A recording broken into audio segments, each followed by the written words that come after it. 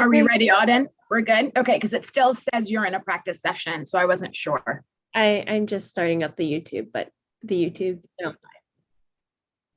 There it is. Thank you, Auden. Good afternoon, everybody. I will call the Santa Clara County Cities Association Legislative Action Committee meeting of August 11th, 2022 to order at 6:02 p.m. Auden, can you please call the roll and establish quorum? Yes, I will call the roll. Gibbons. Here. Gibbons present. Paul. Here. Paul present. Little Munoz is absent at the moment. Flieger. Here. Flieger's present. Mock is absent at the moment. Rennie. Here. Rennie's present. Montano is absent. Elahi. Here. Elahi's present. Constantine. Present. Constantine's present. Kamei. Kamei is present. Bert is absent. Jones. Present. Jones present. Watanabe. Here. Watanabe present. Walia. Present. Walia present. And Larson. Larson is absent, and I see member Mock has joined us. And so we have 11 members present and a quorum. Wonderful. Thanks, Auden, and welcome everybody. Let me start by saying this is our last substantive LAC meeting for 2022, because as you know, in 2 weeks, we'll know which bills will move forward to the governor's desk and which ones won't. And so our next and last LAC meeting will be in September. And for those who are new to Cities Association LAC, what we normally do at that September meeting is a wrap up of the year and talk about maybe things we can do next year differently, better. And that meeting is normally shorter, so we may start it at 6:30, but just wanted to give everybody a heads up. This is our last substantive meeting. We'll do one more in September, and then that's it. No LAC meetings in October and November before the new term starts. So thanks everybody for sticking it out with us this year. The first thing on our agenda is our consent item. And the only item here is our minutes from the last meeting, and that was our special June meeting. Do we have any questions or comments from committee members on the minutes? I don't see any hands. Auden, let's check if there are members of the public who would like to comment. I do not see any hands raised. Great, thank you. And so bring it back to the committee for a motion to approve. So moved. Second, Rennie. Vice Mayor Jones moved and seconded by Mayor Rennie. Okay, I will now call the roll. Mock. Yes. Mock. Aye. Kamei. Yes. Kamei. Aye. Walia. Aye. Walia. Aye. Elahi. Aye. Aye. Elahi. Aye. Flieger. Yes. Flieger. Aye. Gibbons. Aye. Gibbons. Aye. Paul. All yes. Paul. Aye. Constantine. Aye. Constantine. Aye. Rennie. Aye. Rennie. Aye. Jones. Aye. Jones. Aye. And Watanabe. Yes. Watanabe. Aye. With 11 ayes, we have the motion carries. Thanks, Auden. Next, we will move to our discussion items. And the first one, which is 2A, is the Dodd Bill SB 833. And this was a bill, Silicon Valley Clean Energy, which several of us serve on the board there on behalf of our cities, was very supportive of and really wanted the Cities Association to take a position. I was informed today that yesterday this bill got held. And so it will move to 2023. So it's no longer being considered. So we can put that in our books for next year. If I may. Please go ahead, Liz. The new Inflation Recovery Act is likely influencing what some of this legislation is doing. It is substantive and it will be substantive for California. Thanks for that insight, Liz, and that's very true. And the timing makes a lot of sense because this decision was made yesterday. Okay, if no questions on 2A, since it was on the agenda, let me check in. Any public comment on 2A? I do not see any hands raised. Thanks, Auden. So let's move to item 2B, which is AB 1985, and it's the Rivas bill. And as many of you know, as a cities association, we make an effort to consider and discuss, and if possible, support our local representatives' bills. And so I think a lot of you know Assemblymember Rivas, and this is his bill. And so they would love to get a support letter from the Cities Association. It is moving through the process. On August 8th, it moved to the suspense file where they're considering the fiscal impacts, but all indications are it will continue moving through the process and eventually pass, but they would appreciate a support letter from the Cities Association. For those of you not familiar with the Rivas bill, it's the organic waste bill. Many of our jurisdictions have been working on this because it's a state mandate where we need to meet certain organic procurement targets in a couple of years. And so this bill would allow local jurisdictions, local governments, the ability to extend that time, and hopefully there'll be funding to help us reach these targets as well. So that's what Assemblymember Rivas's bill aims to do. It's to support local jurisdictions and give us more time to meet this very important target in our climate change battle. So with that, I am going to open it up to questions from the committee. There's no public opposition. There were questions related to funding, but there weren't any outright oppositions that I was able to find on this bill. I see Zane Barnes, who is with the Ledge team at San Jose, with his hand raised. So let me start with him to see if he has any additional insight. Go ahead, Zane. Sure. Just wanted to pass on the suspense file hearings were today. This made it through suspense, and 833, which we previously talked about, was actually died in suspense. And we'll try and get more information as to why it did not move through the suspense file. But just so you know that 1985 made it through suspense earlier today. Thanks, Zane. Yes, one day behind. I checked the status of the bills yesterday. Okay, so with that, any questions, comments on 1985? What we have done in LAC is sometimes we go to public comments so that we can combine questions and comments together from committee members.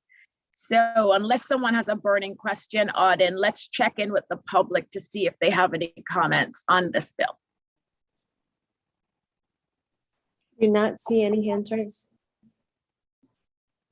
Thank you.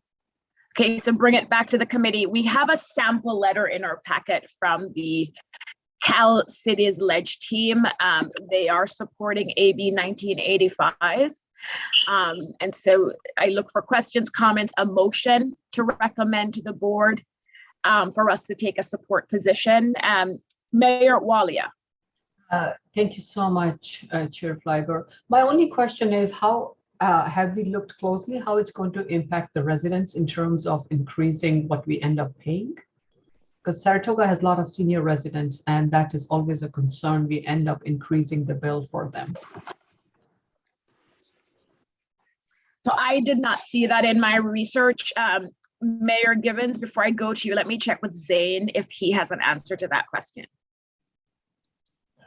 This is not something that was raised for our team, from our environmental services division. The two issues that they had with this bill is that this would formalize the enforcement timeline and could force CalRecycle to issue penalties based on this phased-in approach.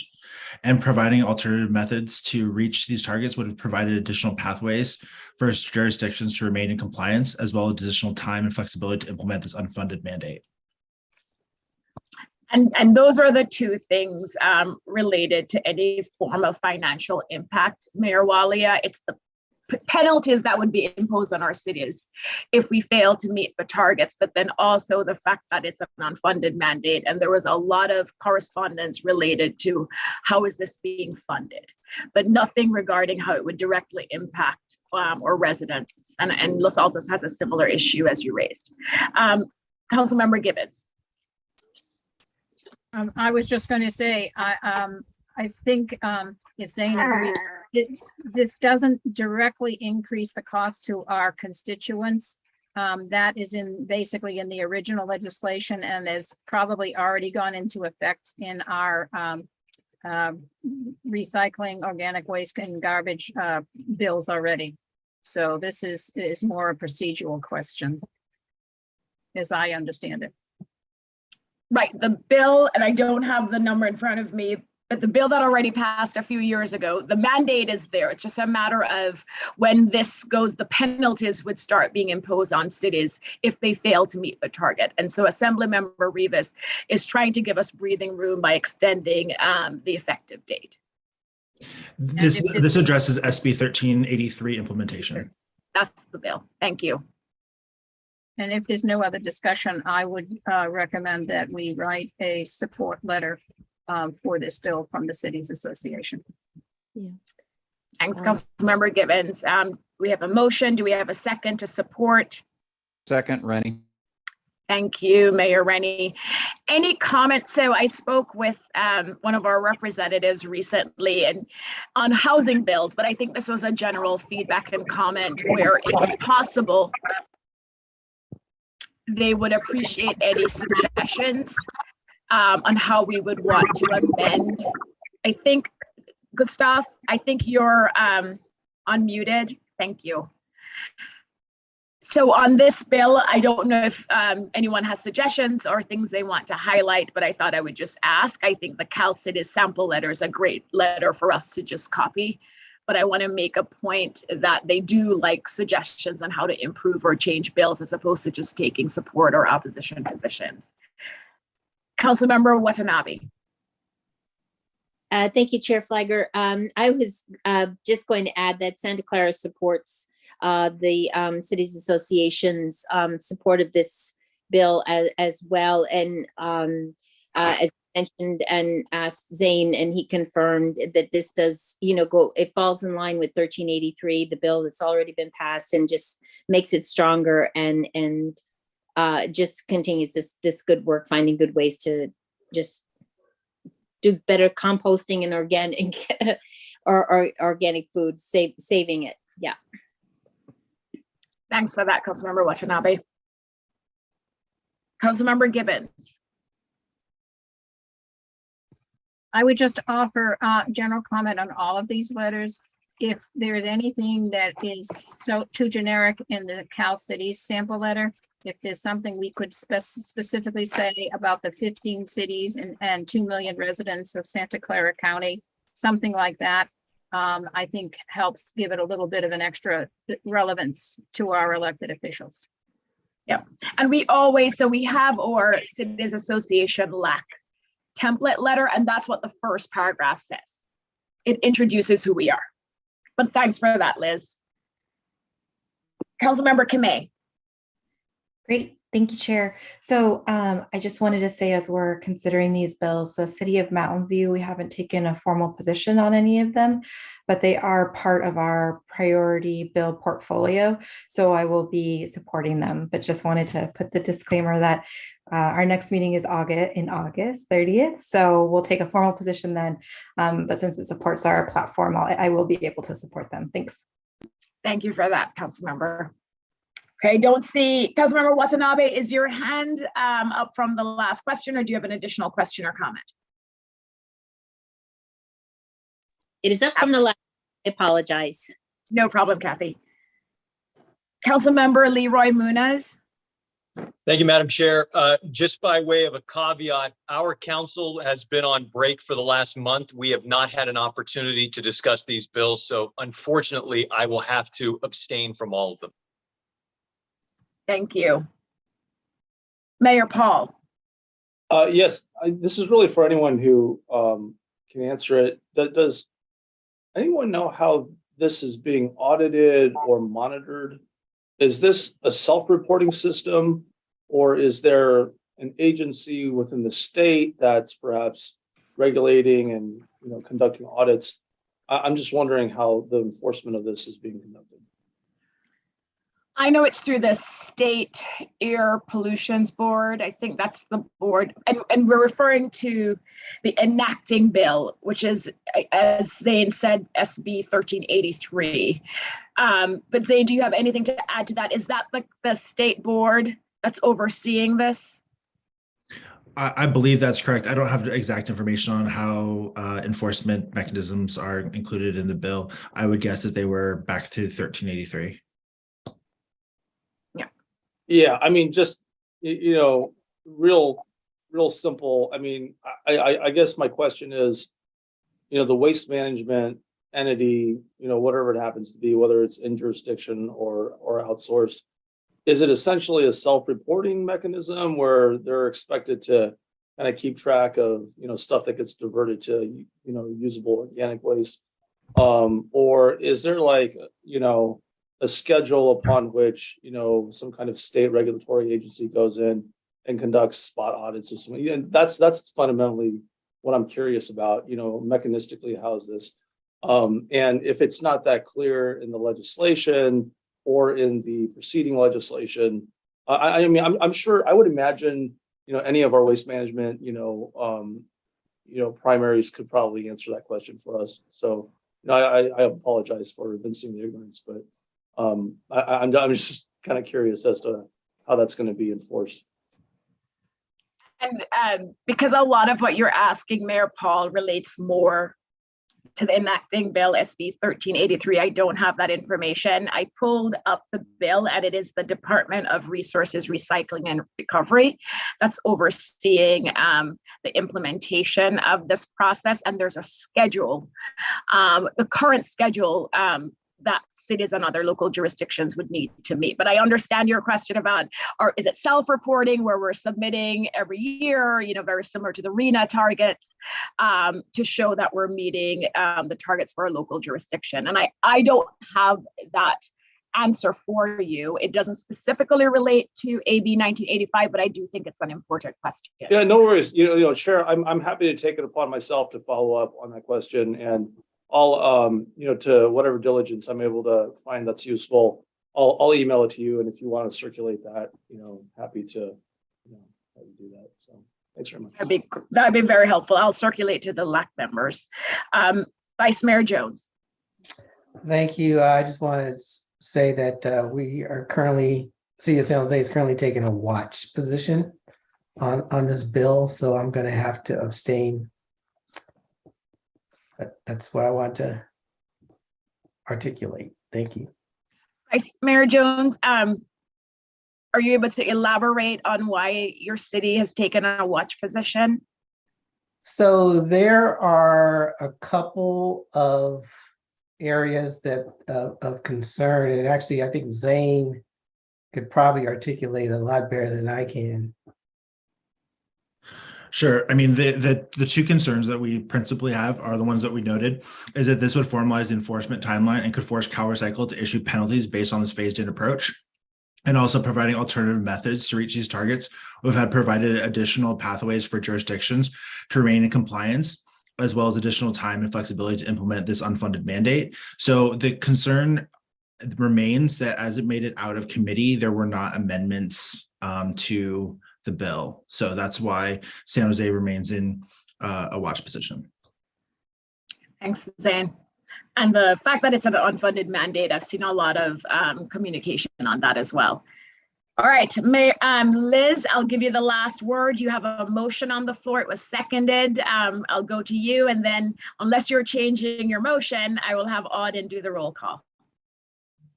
I would just offer that I think there already is a mandate in the schedule in the original bill. And if nothing else, this takes some of the pressure off of the mandates that are in the existing bill. So it's better than what we are stuck with now. Great. Thank you. So Auden, we have the motion by Gibbons, and I think Mayor Rennie seconded the motion. And so with that, let's do the roll call. Paul, Yes. Paul, I, Kame, Yes. Kame, I, Elahi, Aye. Elahi, I, Rennie, Aye. Rennie, I, Gibbons, Aye. Gibbons, I, Mock, Abstain. Mock abstain, Watanabe, Aye. Watanabe, I, Larson, Aye. Larson, I, Jones, Aye. I'm Jones, sorry, abstain. Sorry. Jones abstain, Willia, Abstain. Willia abstain, Fliger, Abstain. Fliger abstain, Laura Munoz, Abstain. Laura Munoz abstain, Constantine, Aye. Constantine, I, and Bert. Abstain. Bert abstain with 8 ayes, 6 abstentions, and 1 absence. The motion carries. Great, thank you. And so we'll move the recommendation to the full board for sending a letter in support. Thank you. Next on the agenda is 2C, which is AB 916, the Solace Bill. And it's a companion bill to SB 897, which is a bill we discussed and made a recommendation to the board at our last meeting, and that was adopted, and we sent a letter in opposition. And so this is an opportunity for us to send a letter opposing AB 916, very similar to what we did with 897. Both bills relate to the height of ADUs that would be required. As you know, the current law allows up to 16 feet. And under AB 916, I think it's now going up to 25 feet. So it's very similar to a bill we opposed last month. It doesn't mean we necessarily have to also take an opposed position to this bill, but that's why it's on the agenda. The current status as of yesterday, it was moving forward with a 3rd reading. Zane, I don't know if you have any more up-to-date information on the status of AB 916. Eligible for a floor vote, yes. Yeah, it's moving forward. The California Rental Housing Association is a sponsor of this bill. They view this bill as another way to increase affordable housing in our jurisdictions. And so they've taken they're sponsors and taken a very strong position on this bill. We know that Cal Cities has taken an oppose unless amended on this bill, and the sample letters and information are in the packet. So with that, let's go to public comment first, and then we'll bring it back to the committee for questions and discussion. Chair, I do not see any hands raised. Thanks, Auden. Okay, so bringing it back, Councilmember Gibbons. I would just offer that many cities are doing or have done their SB 9 ordinances, and many of the SB 9 ordinances, including in Campbell, have now changed the height of the ADUs because that's a complement to the 4 units that can go in to raise it to 26 feet. So to some extent, this is a moot one for us. I don't know what other cities are doing. Thanks, Councilmember Campbell. Mayor Rennie. Thank you, Chair. I would just say for Los Gatos, an oppose seems to make sense. When we did our ADU ordinance, we said it makes sense to allow 2-story ADUs, taller ADUs, when the house that it's being put with is 2-story. We thought it didn't fit if you had kind of this small ADU that was 2-story with a 1-story house. So we have in our ADU ordinance that you can't do a 2-story or a taller ADU unless the house is also 2-story. And this seems to create a problem with that ordinance of ours. So an opposed makes sense to Los Gatos. Thank you, Mayor Rennie. Any other questions, comments? Have other cities taken a position on the Solace bill? Mayor Elahi. Yeah, we haven't taken a position on this particular bill, but we did take a position on the previous one that was similar. And the problem with the height obviously is the setbacks on ADUs are 4 feet, and that causes serious issues. So we will be opposing it. And Mayor Elahi, and on the other bill, the companion bill SB 897, we highlighted the fact that there were smaller cities that would be impacted differently. I remember you had made that comment Right. at the last meeting, and we made sure to incorporate that in the letter. And so maybe we can do something similar here, acknowledging and recognizing that smaller cities may not be in the same position as larger cities. So thank you. Thank you. Councilmember Larson. Thank you. Sunnyvale is just about to take an opposed position on this bill. Our concern is that ADUs are generally seen as a way to modestly add more housing density to a neighborhood without changing the character of it. We have a number of neighborhoods that are currently single-story neighborhoods, primarily Eichler neighborhoods, and where the residents have actually voluntarily signed up for a single-story overlay. And so, for example, to allow a 2-story ADU would create a lot of privacy concerns because of the big glass back windows that people have. So for those reasons, Sunnyvale feels that this proposal is not in keeping with the goal of ADUs to be a modest change to the neighborhood. So we are planning to oppose it. Thank you. Thank you, Gustav. Mayor Walia. Thank you, Chair. Points I made last time and what Mayor Elahi and Councilmember Larson just said. We have enough ADUs that we are able to use, but we are limited. They are not being counted beyond a certain point in our RHNA. And we also have a single-story overlay in a certain part of the city, single-family neighborhoods. The 4 feet setback is a problem. Small city, the challenge is there is a problem. Allowing 2-story with 25 feet height for numerous reasons, it is a problem in Saratoga, and pretty much the same issues I raised last time, and I will be opposing it for that. Thank you. Thank you, Mayor Walia. And we're taking notes, and we try to incorporate as many of these comments as possible when we send the letters. One of the arguments in favor of AB 916 is the idea that if we do not have these state requirements, then cities will not voluntarily allow for this increased height. And so maybe it makes sense if what we're going to do is a letter of opposition is to mention Campbell, because if I heard Councilmember Gibbons correctly, they have on their own, without this bill passing, changed their ordinance to allow for up to, did you say 26 feet, Councilmember Gibbons? So without AB 916, Campbell has on its own done this. Is that what you said? I want to make sure. So I'm looking up the exact language to make sure I'm correct. We changed it for SB 9. So I'm going to double check and make sure that it's the ADU ordinance itself as well. Okay. Because that would be an argument if the Cities Association is sending a letter that we have cities in our association that are doing this voluntarily. While she's checking, can I add something else? So Sure. for me, it's one size fits all doesn't work.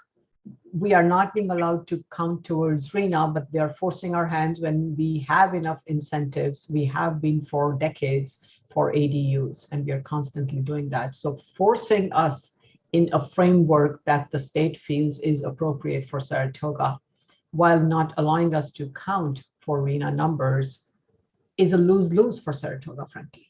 As simple as that.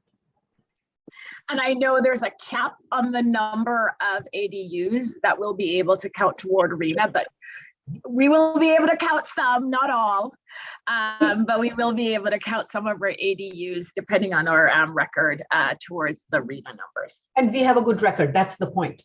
That Right. they don't know. We already have a good record. Forcing us this way is making things worse without any benefit to my city. That's the challenge we have. So I won't say any more. Thanks. Thank you, Mayor Walia. Mayor Burt. Yes, thanks. Just echoing some of the comments by colleagues here, we in Palo Alto have not only senior ADU is allowed by right on every lot, but junior ADUs. And each of them have an FAR bonus. Each of them have allowances for parking and a whole bunch of other liberalizations for the ADUs.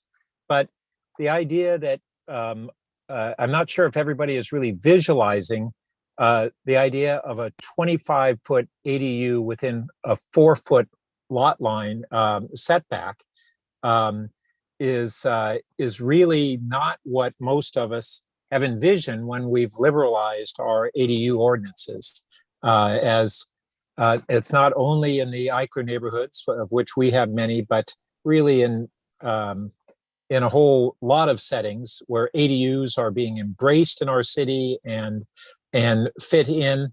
This would really not respect privacy and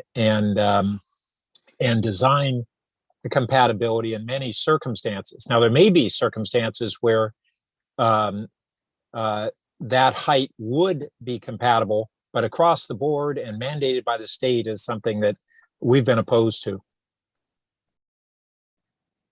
Thanks, Mayor Burton. I like that point that, there may be neighborhoods or areas where it is compatible, but it's almost the one size fits all in a different framework. Thanks, Mayor Burt. Any other comments, questions? Would someone like to make a motion? Sounds like most committee members are in support of opposing the bill. So let's see, Mayor Walia. I'm happy to move that we write a letter opposing this bill. So the motion is to recommend to the full board to send a letter opposing AB 916. So we have the motion by Mayor Walia. Do we have a second? Second, Watanabe. Seconded by Watanabe from Santa Clara. If no other, Mayor Burt, you still have your hand raised. Is that from before? Yes, it is. Okay. All right. I see no more hands. So Auden, let's do the roll call.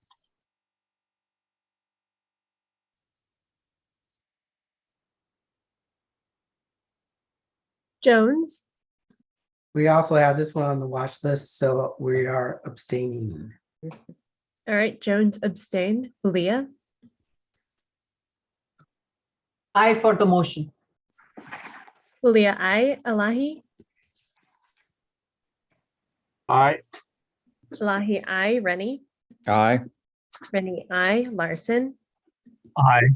Larson, I, Constantine, Aye. Constantine, I, Kamei, Abstain. Kamei abstain, Lero Munoz, Abstain? Lero Munoz abstain, Gibbons,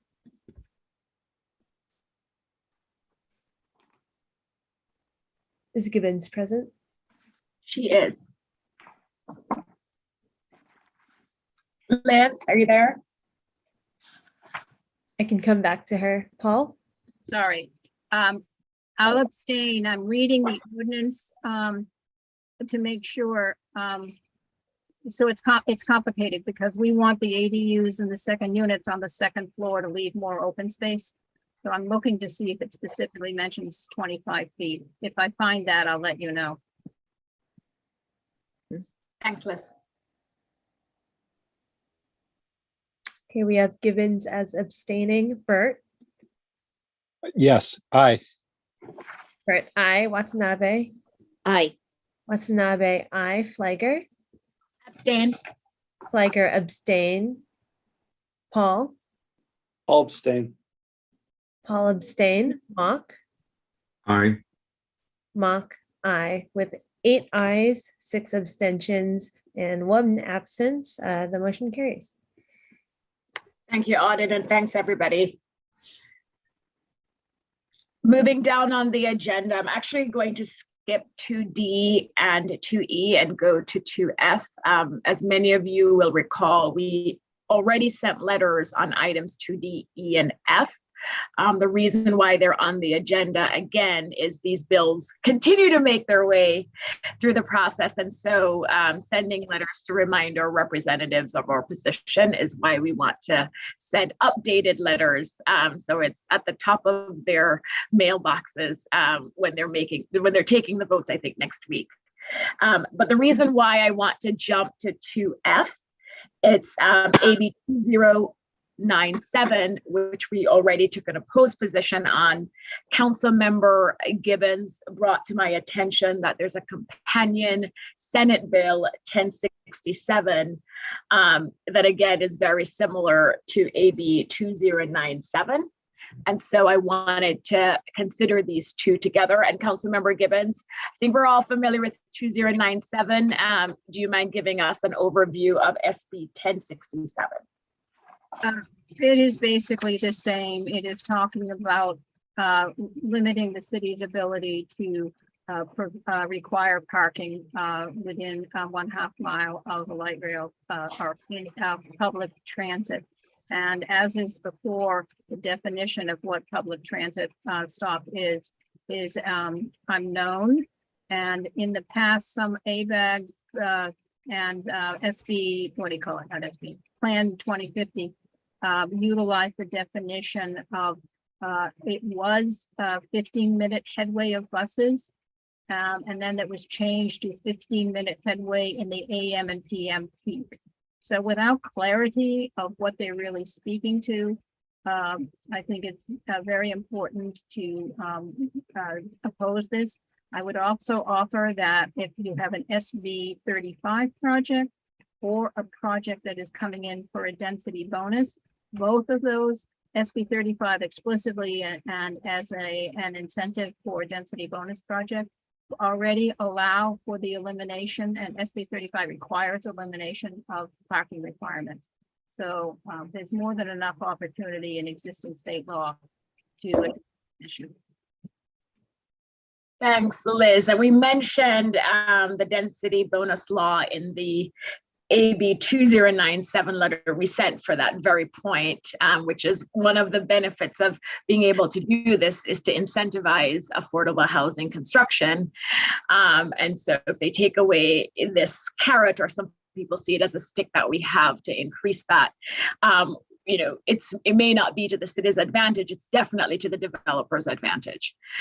So with that, let's go to public comment. So on the agenda, we have AB 2097. I'm using my chair discretion to also include the companion bill that Councilmember Gibbons brought to my attention yesterday, so I wasn't able to update the agenda.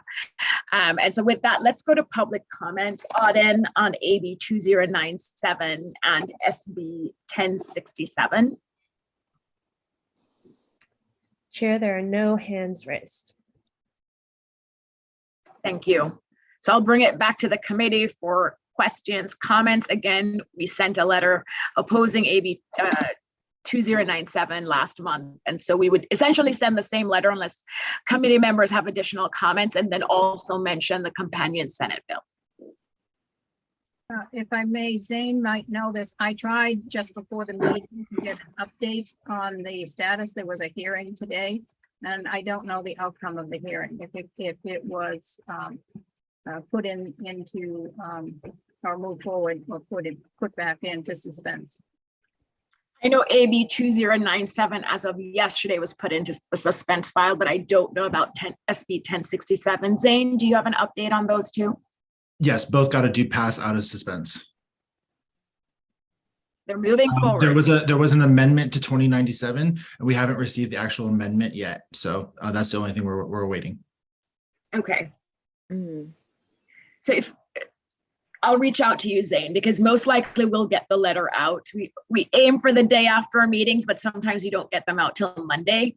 So maybe that amendment will address some of our concerns. We'll see. Okay, thanks, Zane. Any questions, comments on AB 2097 or SB 1067? Any changes committee members would want to make to the letter we sent back in June? And it was in your packets.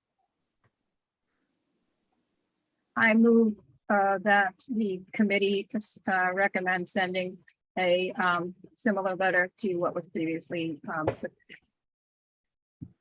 Thanks, Liz. So motion by Councilmember Gibbons, and I think it was seconded by Mayor Elahi. Correct. Thank you.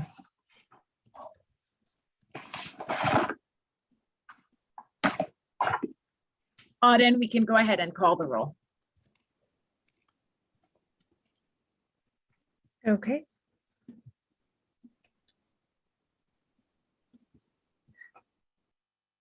Rennie? Rennie, aye. Lara Munoz? Abstain? Lara Munoz abstain. Gibbons? aye. Gibbons, aye. Paul? Yes. Paul, aye. Bert? Aye. Bert, aye. Constantine? Aye. Constantine, aye. Larson? Aye. Larson, aye. Flagger? Yes, and Auden, I just want to make sure this is 2F, which is AB 2097. That's what we're voting on. Okay, so the motion that Member Gibbons made to send similar letters is not this item. It is for 2F. Okay, And my vote is yes. Thank you. okay, great. Thank you for the clarification. Mock? Yes. Mock, aye. Jones? Abstain. Jones, abstain. Walia? Aye. Walia, aye. Watanabe? Aye. Watanabe, aye. Elahi? Yeah, I just want to be clear. Aren't we also sending the letter opposing the Senate bill? The similar Senate bill? So this would be to cover both. It will, but we only agendized AB 2097, Mayor Elahi. So we're voting on AB 2097, but we will mention SB 1067 in the same letter and make sure it gets to all relevant parties, all the stakeholders related to both. Great, thank you. Aye. Elahi, aye. Montano? Aye. Montano, aye. And Kamei? Abstain. Kamei abstain with 12 ayes and 3 abstentions. The motion carries. Thanks, Auden. And the last two bills that we have, again, we've already taken positions on these. The reason they're on our agenda is to send either the same or updated, or maybe the committee has taken a different position on these bills. So let's start with 2D, which is AB 2011, which is the WIX bill that deals with housing and commercial and retail areas. We took an opposed position at our last committee meeting and recommended to the board, which was adopted. And so the ask of the committee today is whether or not we want to send the same letter, an updated letter, or take a different position. Let's start with public comment, Auden, and we'll bring it back to the committee.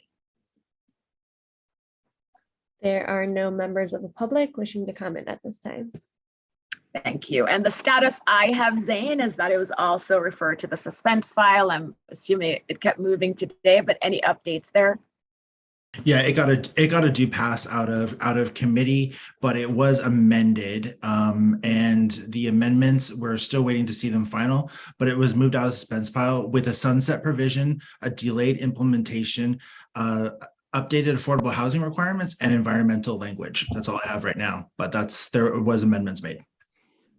But you don't have the details. I know we don't know what the details actually say, but based on what Zane just said, do we want to take a different position? There are no more LAC meetings. We can still move to take the same position we did on June, but obviously amendments have been made. Mayor Rennie. I'll just say I like the letter that was written. I think it makes good points. Thanks, Rob. Maybe we'll add a sentence. If the vote tonight is to do another opposed letter, we could add a sentence that recognizes that there were amendments made. And even if they're positive amendments, maybe it still doesn't address the primary concerns of our jurisdictions.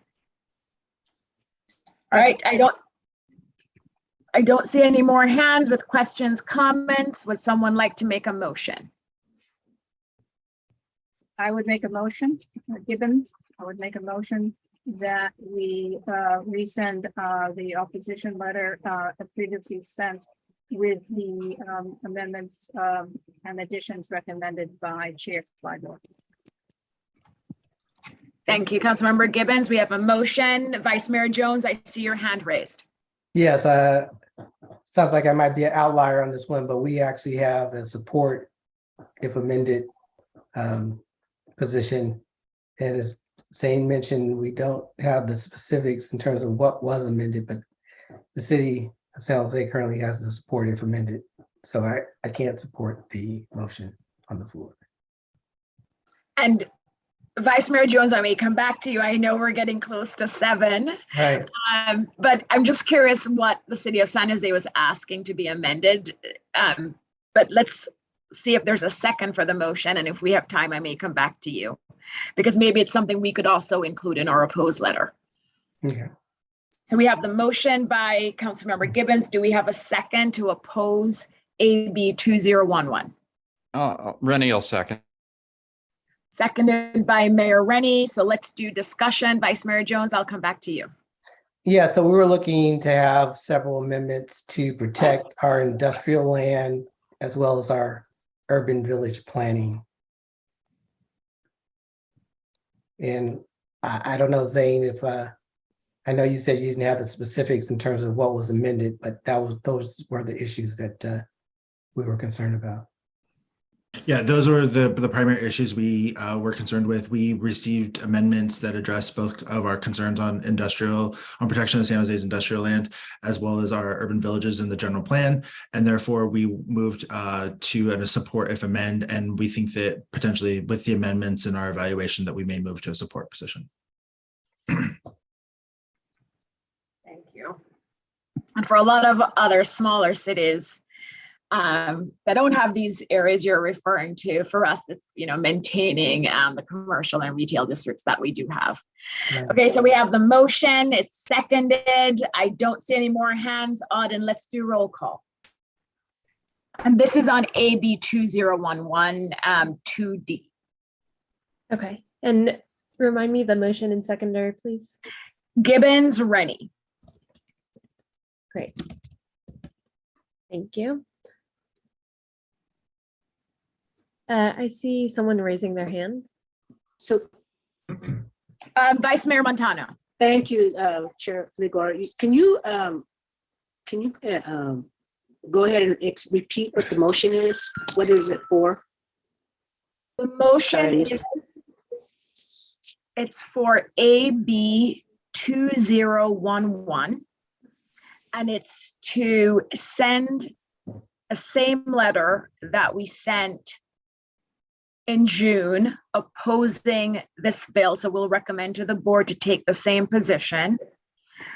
And we will add language acknowledging that amendments, although amendments have been made, they still do not appear to address the primary concerns we raised in our June letter. Okay, great. Thank you. Carmen, you're breaking up. Thank you. Thanks, Yes, Carmen. thank you for that Thank you for that clarification. So Auden, let's continue with the roll call, please. Okay, Constantine. Aye. Constantine, aye. Montano. Aye. Montano, aye. Paul. Yes. Paul, aye. Mock. Yes. Mock, aye. Willia. Aye. Willia, aye. Larson. Aye. Larson, aye. Kamei. Abstain. Kamei, abstain. Rennie. Aye. Rennie, aye. Laura Munoz. Abstain. Laura Munoz, abstain. Gibbons. Aye. Gibbons, aye. Jones. Nay. Jones, nay. Burt. Yes. Burt, aye. Flegger. Abstain. Flegger, abstain. Watanabe. Aye. Watanabe, aye. And Elahi. Aye. Elahi, I with 11 ayes, 1 nay, and 3 abstentions. The motion carries. Thank you. And then the last bill that we have is SB 897. Again, we took an opposed position in June. The purpose of having it on our agenda again is to revisit it. The status that I have from yesterday, Zane, is that it passed through committee and it continues to move forward. And so it's for the committee to consider whether or not it wants to take the same position, send a similar letter, a different position, or update the letter from June. Zane, let me check with you to see if you have any updates from today. No further update. I think it's eligible for a floor vote. Thank you. So let's check with the public first, and then we'll come back for questions and comments from the committee. I see no hands raised, Chair. Thanks, Auden. So I'll bring it back to the committee, and this is 897. Again, we mentioned it earlier. It's the other ADU bill with regards to the height of the ADUs, and we took an opposed position. So any questions, comments, motion? Yeah, move to send the same letter, opposing the bill. Thank you. So we have a motion by Mayor Elahi to send the same letter from June opposing SB 897. And then, Mayor Elahi, would you be open to a friendly amendment to incorporate some of the points we made regarding AB 916, the Solace bill, which is the other ADU companion bill? Could you clarify that? What amendments are you? So AB 916, that's where, for example, we talked about some cities have voluntarily increased the height, and I know Liz is still looking at that information. Yeah, I guess if you're conveying a sense that this is better left to the cities to decide, then that's fine. Okay, perfect. Thank you.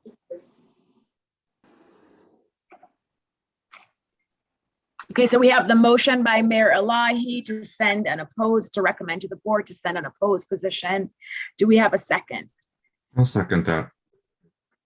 Seconded by Councilmember Mock. I don't see any more hands, Auden.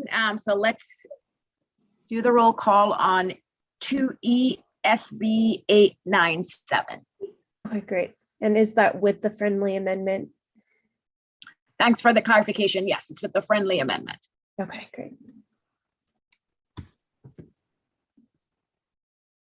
Constantine? Aye. Constantine, aye. Montano? Aye. Montano, aye. Flagger? Yes. Flagger, aye. Gibbons?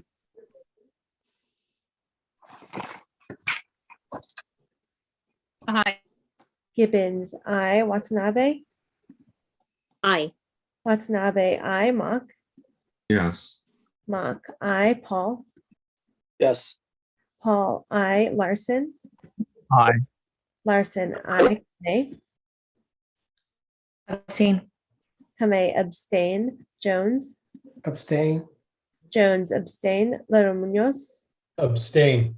Laro Munoz, abstain. Wilia? Aye. Wilia, aye. Bert? Yes. Bert, aye. Rennie? Aye. Rennie, aye. And Elahi? Aye. Elahi, aye with 12 ayes and 3 abstentions. The motion carries. Thanks, Auden. And because of the time, I will go to item number 4, which is announcements and future agenda items. And as I announced at the beginning, we only have one more LAC meeting for this calendar year. And that's the last wrap-up meeting because all the bills would have already passed through and there won't be any bills for us to discuss. So announcements, future agenda items from committee members. Zane? I just wanted to provide a real quick update that SB 917 on seamless transit died in suspense today. So that's the Becker, so it's a local representative. So Josh Becker's bill died. And I know VT, we won't get into that discussion. Thanks, Zane. Thanks for that update. Any announcements, future agenda items? I do not see any hands, so I'll move to public comment on non-agendized items. I do not see any hands raised. Well, thanks, Auden, and thanks, everybody. The meeting is adjourned at 6:55 p.m. See you next month. Thank you. Oh, do we stay? We stay on this link. Yeah, we'll see everybody in 5 minutes. 5 Okay. minutes. Same link? Do we stay on Okay, this we'll link? stay on it. We stay on this link, right, Auden? Yes. Okay. Thank you. Thank you.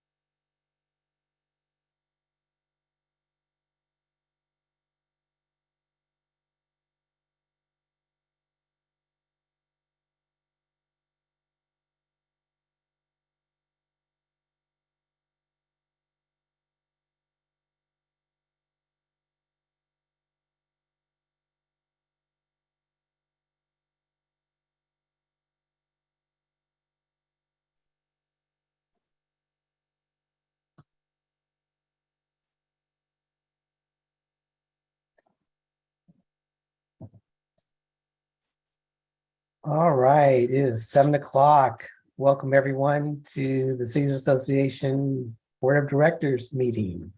Auden, can we have a roll call, please? Yes. Bybee, Present. Bybee present. Paul, Here. Paul present. Leonard Munoz, Present. Leonard Munoz present. Fliger, Here. Fliger present, Mock. Present. Mock present, Rennie. Here. Rennie present, Montano. Here. Montano present, Elahi.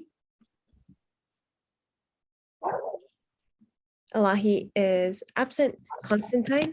Present. Constantine present, Abakoga. Auden, this is Shelly. I got a text from Margaret that she's listening, but she can't get audio, Okay, but And she's present. you can mark me as present also. okay, great. Aye.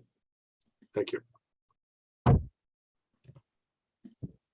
Okay, Abakoga is present, Bert. Here. Bert present, Jones. Present. Jones present, Watanabe. Here. Watanabe present, Walia. Present. Walia present, Klein.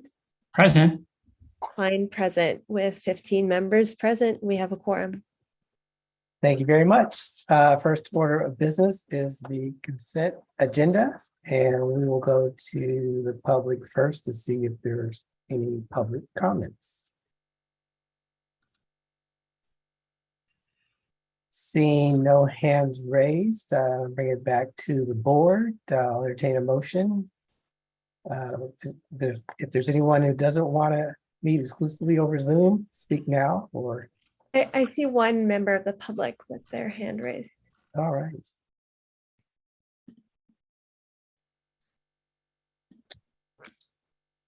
Go ahead and allow them to speak. Yes, one moment, please, while I set up the timer. All right, Stephen Spivak, you will now be unmuted and you'll be given 3 minutes to speak. Thank you very much. Mr. Chairman, ladies and gentlemen, I'm Stephen Spivak, resident of San Jose. I hope you can all hear me. I'm speaking on behalf of the San Jose All District Leadership Group. We asked you take a position on enforcement of existing law concerning the supply and transport of illegal fireworks from out of state into California. Please urge the California Attorney General to take legal action against 13 Nevada businesses who supply most of the illegal fireworks in California, and also against those who transport and sell those illegal devices. It's reliably reported that about 70% of all fireworks, not the so-called safe and sane, but those dangerous and illegal aerial rockets and bombs that we all hear and see, come from 13 Nevada stores. We in the cities have no control over this mostly clandestine transport.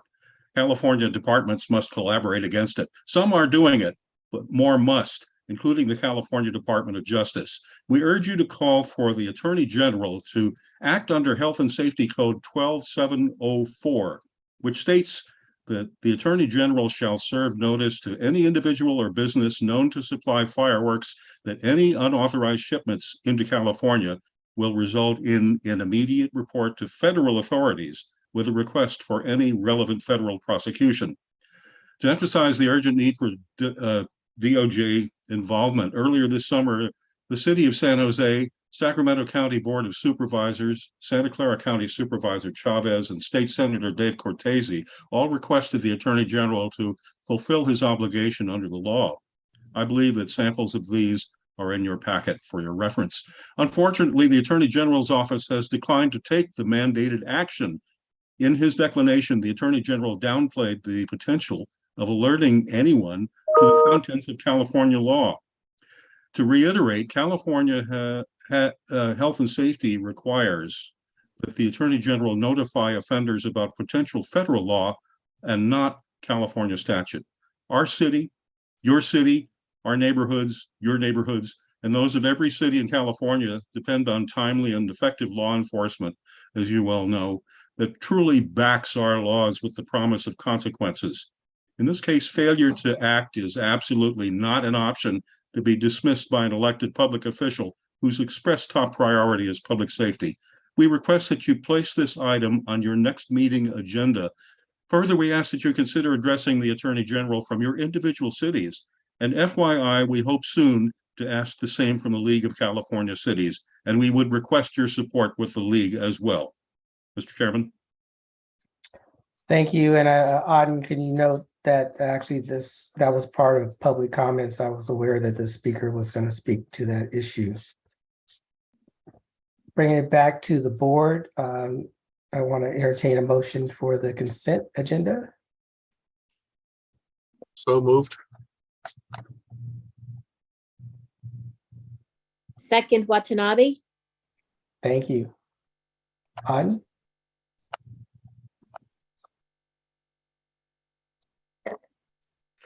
Okay, Bert. Yes. Bert, I, Flagger. Yes. Flagger, I, Bybee. Aye. Bybee, I, Watanabe. Aye. Watanabe, I, Mock. Aye. Mock, I, Rennie. Aye. Rennie, I, Paul. Yes. Paul, I, Klein. Aye. Klein, I, Constantine. Aye. Constantine, I, Montano. Aye. Montano, I, Little Munoz. Yes. Little Munoz, I, Elahi. Aye. Elahi, I, Willia. Aye. Willia, I, Jones. Aye. Jones, I, and was Abakoga able to get audio? I not sure how to mark her. Gary, do you have any advice on this? Okay. Let's do absent right now. Is she's unable to communicate with us? If she communicates by text, a text Yeah, she message, can. would that She can suffice? text me. She can just text me directly, and I can tell you the vote if or through chat. Or through chat, an even better process. Oh, That's public. I just got it. I'm sorry, this is Shally. I got a text from Margaret Abikoga saying aye. Okay, there you go. Thank you. Thank you. Okay, great. Aye. With 15 ayes, the motion carries. Thank you. Next item on the agenda is a presentation on racial justice, which is one of our board priorities. And it's an overview of Islamophobia. And it's going to be presented by Maha El Junaidi, and she is going to make a presentation. So, welcome, Maha.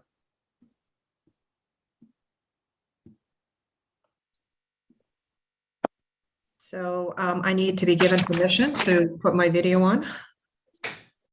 Okay. Okay. Hello, everyone. Welcome. Hi, Larry. I know a few people here. Yeah, so let me go ahead and begin. I've invited Rania Mohsen to help me by sharing the PowerPoint that I'm going to go through. And I'll go ahead and begin so she can go ahead and start sharing. I'll go ahead and just open by saying good afternoon, everyone. I'm the founder of ING, and I want to begin by thanking Montecito Mayor Jabed Elahi for making my presentation today to the Mayor's Association possible. I want to begin by telling you a little bit about the catalyst for this.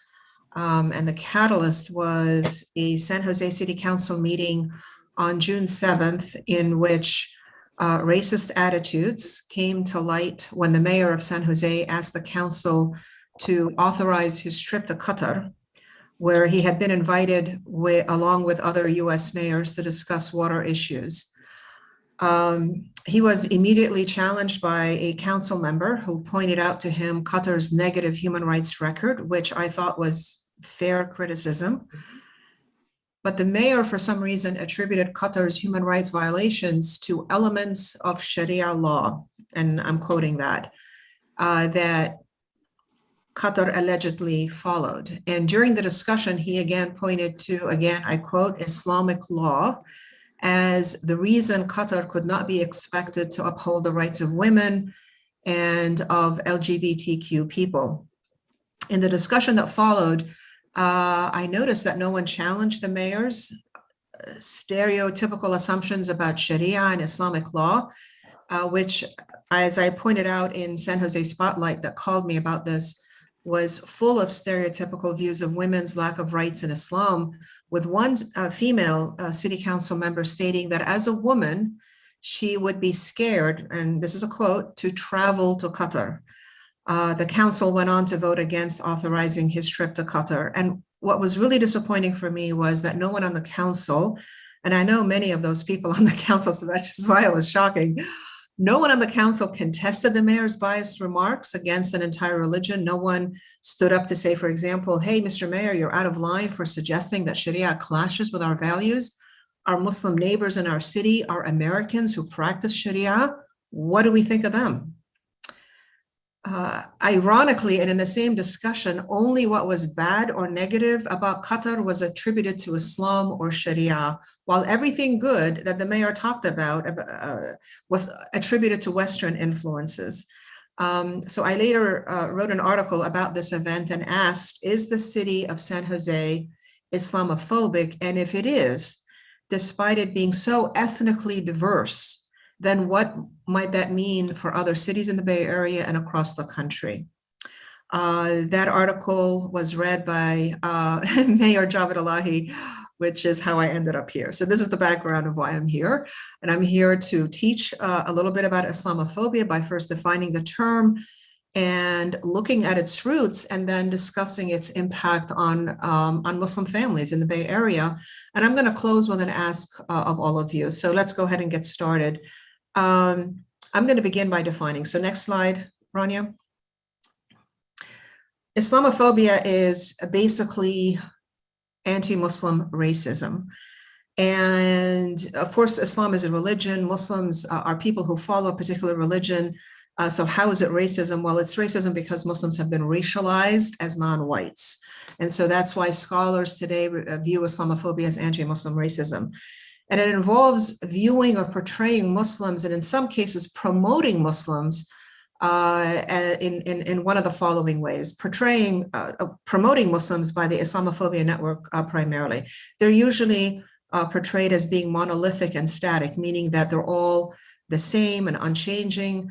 They're viewed as being separate and other, different from other Americans or even other people generally, as inferior to the West, as barbaric, irrational, primitive, sexist, as violent or aggressive people who support terrorism, as people who are engaged in a clash of civilizations, and more recently, particularly by one group of people in the House and Senate, as not a religion at all, but as a political ideology that is cloaked as religion, which is very problematic when you consider religious liberties, First Amendment rights, and so forth. And if I asked you, when do you think Islamophobia started? Generally, most people respond that it began after 9/11, because in their mind, that would justify our fear of Islam or Muslims, right? The fact is that Islamophobia is much older than that, and it starts with the Crusades beginning around the year 1100 AD. Next slide. So we find the images and stereotypes of Muslims as infidels, non-believers, or as violent people promoted as early as the Crusades. And the Crusades were a series of religious wars that were supported by the Vatican between the 11th and 13th centuries that had the objective of recovering the Holy Land from Muslim rule. This view of Muslims, and I'm going through a lot of history here in a short period of time, so there's a lot more to say on this, but this view of Muslims was reinforced again in the 1500s with the beginning of European colonialism, which was a period of time when a handful of European countries, Britain, France, Spain, Portugal, colonized most non-European countries or regions around the world, which continued until the 20th centuries. Now, Europeans assert their power over colonized people by defining themselves, Europeans, as smarter, more capable, more human. And then they describe the people that they occupy as backwards, primitive, exotic, in need of civilizing. And they also cast the same people as being enemies of Christianity and Western civilization. So an example of this in the United States that might be closer to home is think about how indigenous people were viewed and continue to be viewed, how Blacks were viewed and continue to be viewed, how Asians were viewed and continue to be viewed, how Hispanic people were viewed and continue to be viewed.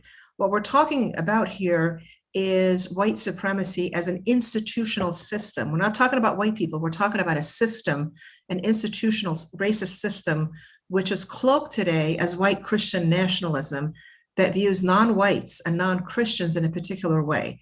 This is a long conversation that I think we need to have as a nation, and hopefully we will. And it's important to understand that what I'm talking about isn't a black and white issue. It's an American issue because all of us Americans have internalized views about ourselves in relation to others. So after centuries of this conditioning, next slide, returning back to Islamophobia, it's now become systemic racism, which impacts Muslims in various institutions and in society at large. I'll give you examples. In public school education, and this is where most of my work is, textbooks and other resources have often cast Muslims as either backwards and incompatible with modernity, or sexist and oppressive towards women, or violent terrorists, especially relating to 9/11. Literature, fiction and nonfiction generally portray Muslims as backwards and sexist. Critiquing Islam and Muslims is one thing. That's fair game, right? Critiquing Catholicism, critiquing evangelical Christianity or Judaism or what have you, right? That's fair. What's happening though is that there is a universalization of terrorism or misogyny as being rooted in Islam and not in people, which is a completely different issue. It's the difference between saying that this person is lazy and saying their culture is lazy, which is one, you maybe, if you're reading the news about what's happening in San Francisco with the city council, that is actually what one city council woman said about Blacks and Hispanics, that, you know, their culture doesn't really promote education like my culture does. And she's in a lot of hot water as a result of it. The latter implicates everyone belonging to that culture. The former is specific to the individual. So when the mayor attributed oppression of women to Islamic law, he's implicating all Muslims. And this is a problem. This is a problem, especially if in times of fear or stress. I was a human relations commissioner for 6 years and during 9/11, and I can share with you my experiences of how people responded to me in government. It was really quite shocking. And I saw it again in that San Jose City Council meeting. And when we approached some of the same people about it, they literally were not aware that they were doing anything wrong, right? And that's why I'm here. Another example of how this is now systemic racism, coverage of Islam and Muslims is generally negative. A poll that was, several surveys were done. I'm going to cite one that was done by the Washington Post that looked at tens of thousands of articles mentioning Muslims and Islam, and they found that 78% were negative, even when they're not about terrorism.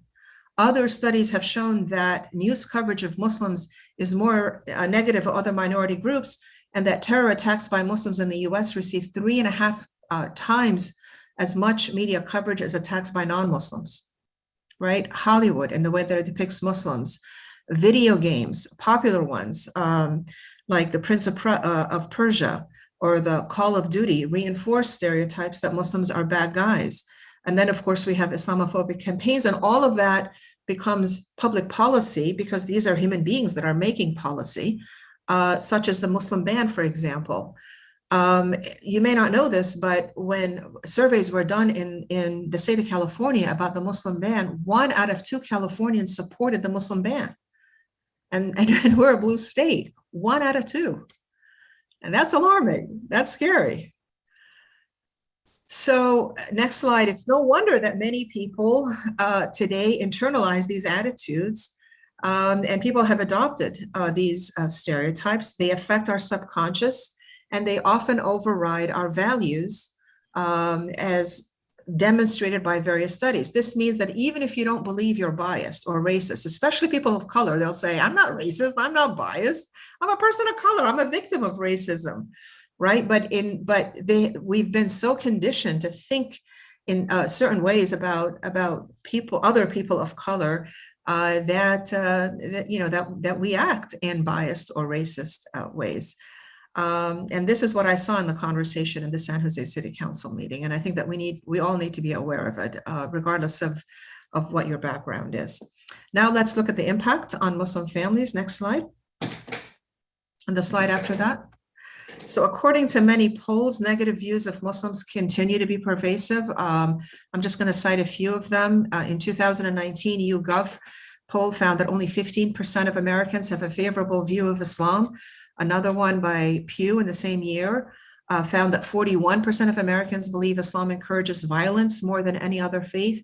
50%, 1 out of 2 Americans believe Islam is not part of mainstream American society, and those people exist in San Jose. That's clear. According to a UC Berkeley report last year, they found that 68% of Muslim Americans have experienced Islamophobia.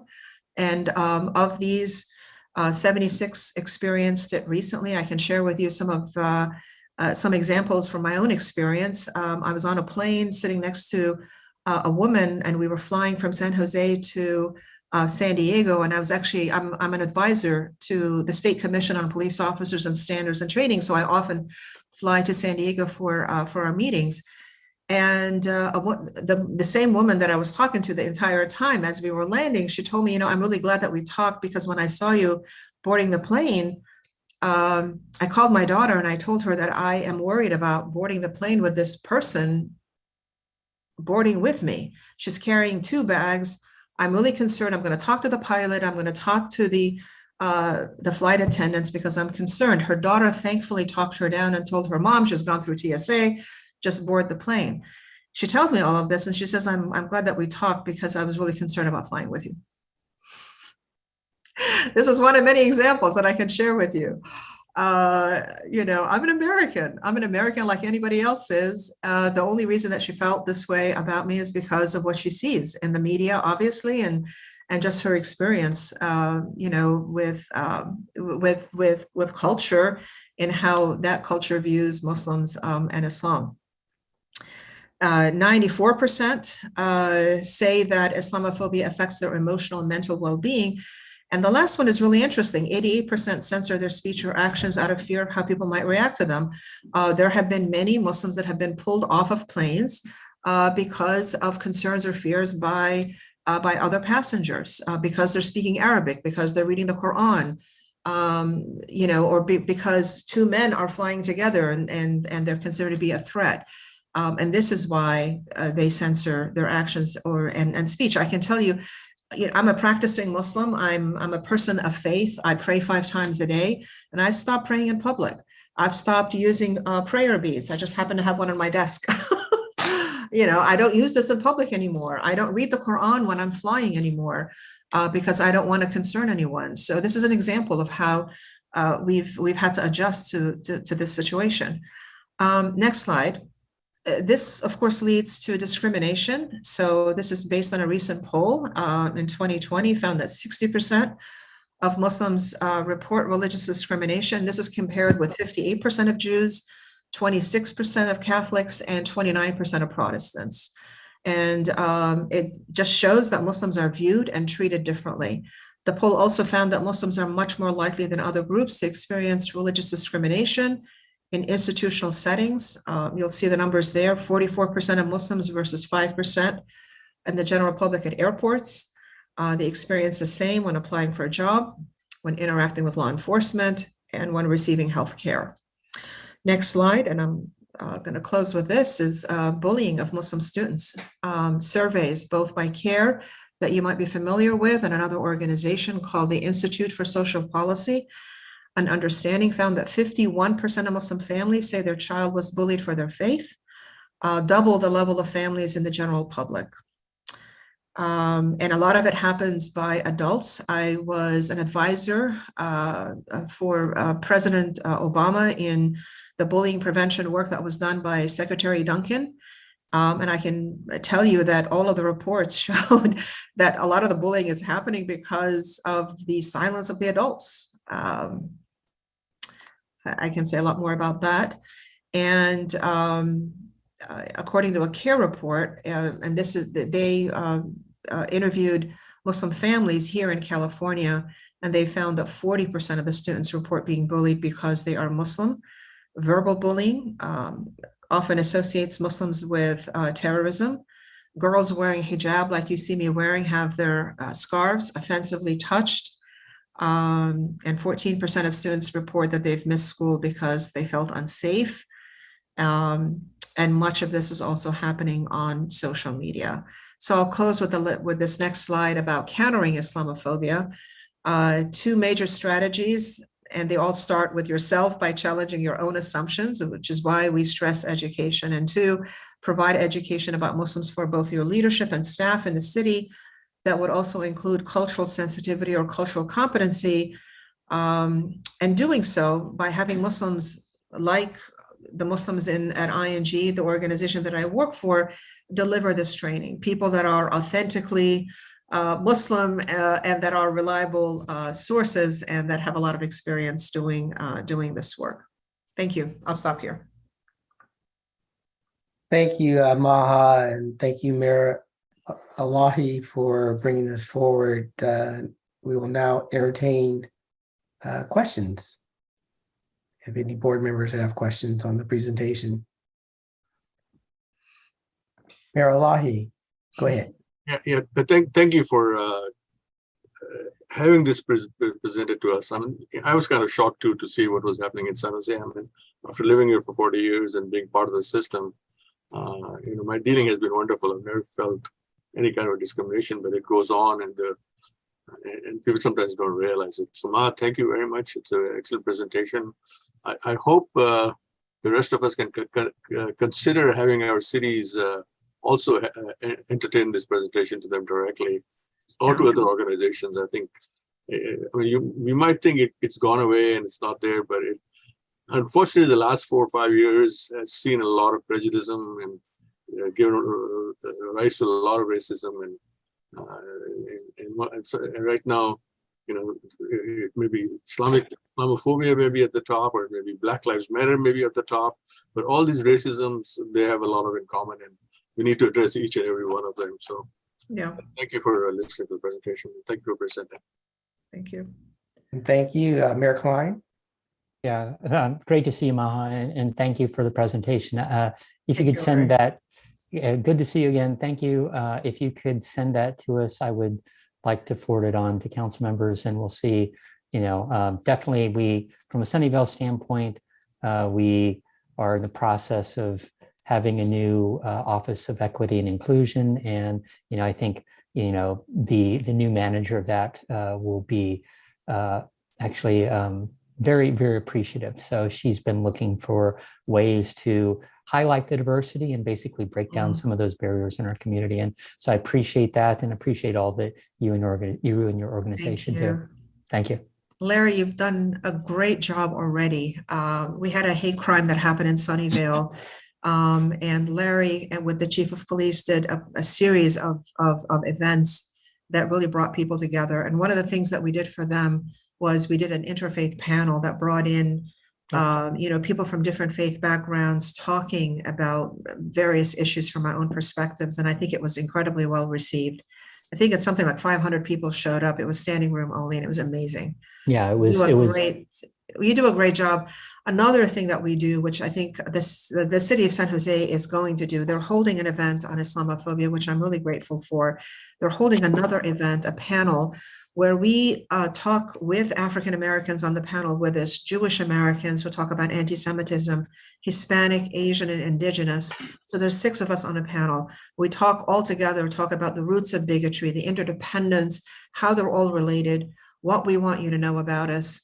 And then we give tips for cultural competency as city employees in how to do more outreach and how to build those bridges and to begin to really authentically, immerse yourself in these different cultures. And so I'm grateful for that. And that's something we also do. If you don't want to just do Islamophobia alone, I recommend you do it because Muslims are one of the most targeted groups in the country for hate crimes. You could do a panel like that where we actually go out and talk with, we root Islamophobia and anti-Blackness. I think it's incredibly important to address anti-Blackness alongside anti-Asian and anti-Hispanic as well. And Maha, I just want to thank you. You definitely the hate crime that occurred in our community in 2019 started a series of unity sessions. That first Interfaith Council was actually very useful, but then of course we had, Black Lives Matter listening sessions and anti-Asian hate sessions. And I just want to remind everyone here that November is, I think it's Islamophobia Awareness Month, if I remember. I think we did a proclamation last year. So if I, Oh, yeah. I think Muslim it's appreciate. November. Yeah, I don't know what it is in the city, but I think it's yeah.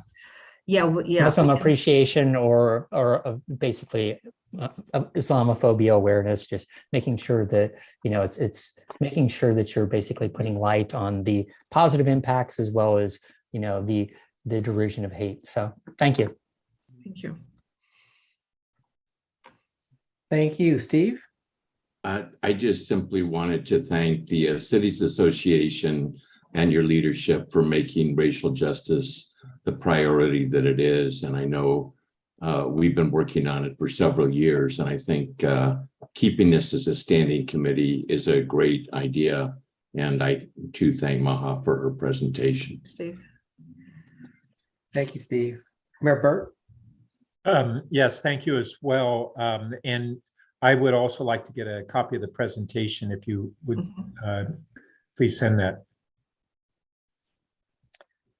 Will do. Thank you. Councilmember Mock? I just wanted to thank you. Thank you very much for the presentation. It's the first time that I've heard a presentation such as this one, and it's something that really matters to me. I think that if you substitute Asian in your slides, I don't think that there's going to be very much difference.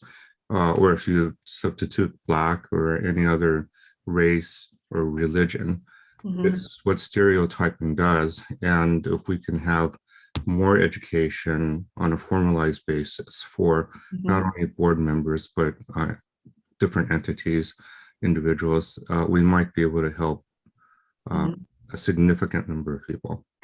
Absolutely. And I think it begins with the leadership, with, when city council members had the conversation that they did on the dais, the way that they did, and people watching it, that sets the tone for the city, and why it's incredibly important. We're having an event in San Jose on Islamophobia, and I've really urged the Office of Equity, Racial Equity, to make sure that the city council members show up, because I think it's important for them to do that. And I would say the same to you. When you have these events, you need to be in the forefront. You need to be out there in the front attending these events and making sure that everybody sees you attending these events, because I think it sets the tone for the rest of the office. Absolutely. Thank you. Councilmember Watanabe? Thank you, Chair, and thank you, Maha, for the presentation. I would also like to request a copy, as well as we do have a DEI task force, and I'm wondering now whether or not we have a Muslim person on that committee. But it came out of the Black Lives Matter movement, and they have taken a lot of positive steps dealing with racial injustice, but I would like to make sure that they have a copy of this as well. The city of Santa Clara, has, I think it's the largest mosque in the Bay Area, the Muslim Community Association. And I have to tell you that as a council member, and also, the mayor and several other council members, we always make it a point to attend any event, especially during Eid, to, celebrate with our Muslim brothers, and, our public safety officers are there as well. And so we really make it a point to let them know that we stand behind them, we support them, and are always on the lookout for them. I will tell you, I had an incident in my neighborhood on Easter Sunday, I think it was 3 years ago, where a troubled man painted very just horrendous markings on a Muslim's house. And it was a neighbor that reached out to me on Easter Sunday morning to tell me that this had happened. And I got on it right away, contacting the chief of police, the city manager, and they were able to find out who did it and, be on the lookout for him. But at the same time, it put a lot of fear, obviously, in the family. It was a young couple with 2 young children. And I went over, I visited with them after the police had visited with them. And actually, I contacted our public works department to be out there first thing the next morning to cover up all those markings, and they did a fantastic job. And just to give that security back to the family, or just a feeling of peace that their city was looking out for them. And I think that that's really important. Those are the messages we need to convey, to all groups, but especially when you're talking about Islamophobia, we need to convey those messages that people feel safe in their community. Yeah. So Thank you so much, Kathy. Thank you. Thank you, Councilmember Flagger. Thank you, President Jones, and thank you so much, Maha, for joining our meeting this evening and providing this very important topic for us to discuss and digest. A couple things, one, in 2021, I am council member in Los Altos, and with everything that was happening in 2020 and 2021, we invited a speaker from San Jose State University to talk about unconscious bias. It underscores a lot of what you're saying, the importance of having these dialogues among our residents, and very similar to what you said, it was well received by our residents. And so I think having these conversations in our cities can be another effective way of educating our residents and making sure that we look within ourselves. And as you said, challenge ourselves and ask these tough questions. President Jones, I know in the past, the Cities Association adopted resolutions related to Black Lives Matter, xenophobia, and anti-Asian sentiment. And I wonder if maybe at a future, maybe our next meeting, we should bring forward a resolution condemning Islamophobia. That would be wonderful. I want to propose that, Mr. President. Okay. But thanks again, Maha. Thank you so much. And thanks, Javed. Thanks, Mayor Elahi, for bringing this forward. Yeah. One of the things that we address in the implicit bias or the unconscious bias is the roots. It's important for people to overcome. They have to understand the source of the problem. And the source of the problem is these historical narratives that were created for political reasons that we continue to reinforce by our inaction and lack of awareness, which is why we talk about the roots. That's why we talk about the history. This stuff was made up about Blacks, about Asians, about Hispanics, about white people, being superior to other people and so forth. And that's why we need to understand the history to be able to overcome it, and why we talk about roots. But thank you, Mayor, or council member for mentioning your implicit bias training. Thank you. Shally?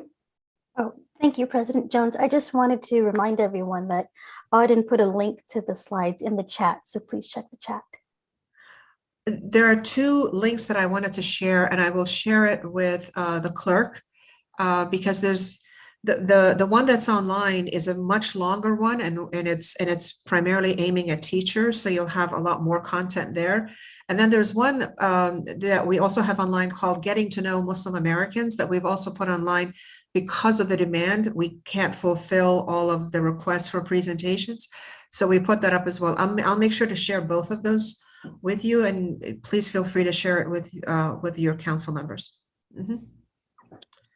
Thank you. But Mayor please Paul? don't do it. Oh. Don't do it in lieu of having someone like me come and present, because I think the interaction is incredibly important, and the difficult questions that people ask, which we encourage in these presentations. Thank you, Mayor Paul. Hi, thanks so much for coming here and sharing your perspective. And I wanted to say that I thought you just lay out the case really eloquently, and I was quite moved by your points. For my own part, I just feel like it's very difficult to describe what it's like, right? To someone who isn't in that position of constantly being barraged by, because you can be within a particular social group and everyone could be, perfectly, nice people, but they don't necessarily know what it's like in those different corners of society, right? So, I just wanted to share one experience I had, and this was after I was elected to office in California, and I was walking in front of the Cupertino Library. I think it was about 6 years ago, so I'm almost turned out, 7.5 years, and counting. But we were having a couple of referendums on development items, and people like to hang out in front of our library and collect those signatures. But as a council member, I can't actually sign some of these things, right? Because, I'm conflicted out. And so, I was walking with my wife and 2 daughters, and at the time, I think they were, 4 and, very young, 4 and 2. And, a signature gatherer said to me, "Hey, would you like to sign this, referendum?" And I said, "I'm sorry, I can't." And he said to me, "Oh, is that because you're not a citizen?" and he said it in a very snide way, right? And so, it's this kind of thing. I mean, you let it kind of slide, pretty much all your life, but then you start thinking about, what kind of impact has this had on me as a person over the course of, at that point, like 42 years. And I got so upset. I called the sheriff's office and they had some deputies come out. And I was just, I know I probably should have just explained to the person, but I mean, I think there's not much one can do about the fact that there are, I don't even know if you can say some people, there are a lot of people in society that will basically take advantage of those types of moments. And I think they're also taking advantage of the fact that, probably 9 times out of 10, most people don't say anything. They don't want to think about it. They don't want to, they just kind of let it slide. And, as I get older, I start noticing more of these types of these attitudes, right? I mean, you could be talking to someone and they could be like a really vibrant person, but then in a different kind of situation, it becomes this sort of like social, kind of, I heard once it described as placism, right? And I used to just kind of disregard it, frankly. I'm a kid of Chinese immigrant parents who, immigrated to the Midwest and grew up in Kansas. So I was just, kind of like, well, and it's always a balance, right? You're always kind of regulating and trying to figure out, what's the right approach? But when I hear your experiences articulated, I want to thank you for, having that courage to go out. And obviously you've thought very, very carefully for a long time about how best to, present these types of. We have to talk, we're making up for really bad public school education is what we're doing. We don't have ethnic studies. We haven't really studied the history of the indigenous people here in this country, and we haven't studied really about enslavement of African Americans as we should. We haven't done our homework on the experience of Asian Americans in this country, or the Hispanic people, and certainly not Muslims. My only education about Islam and Muslims was in the context of the Palestinian-Israeli conflict. Palestinians were bad, Israelis were good. That was the extent of the education that I had. And so we're making up for that. All of us, all Americans are. That's what the whole battle of ethnic studies and what's become now CRT, all these cultural wars are about.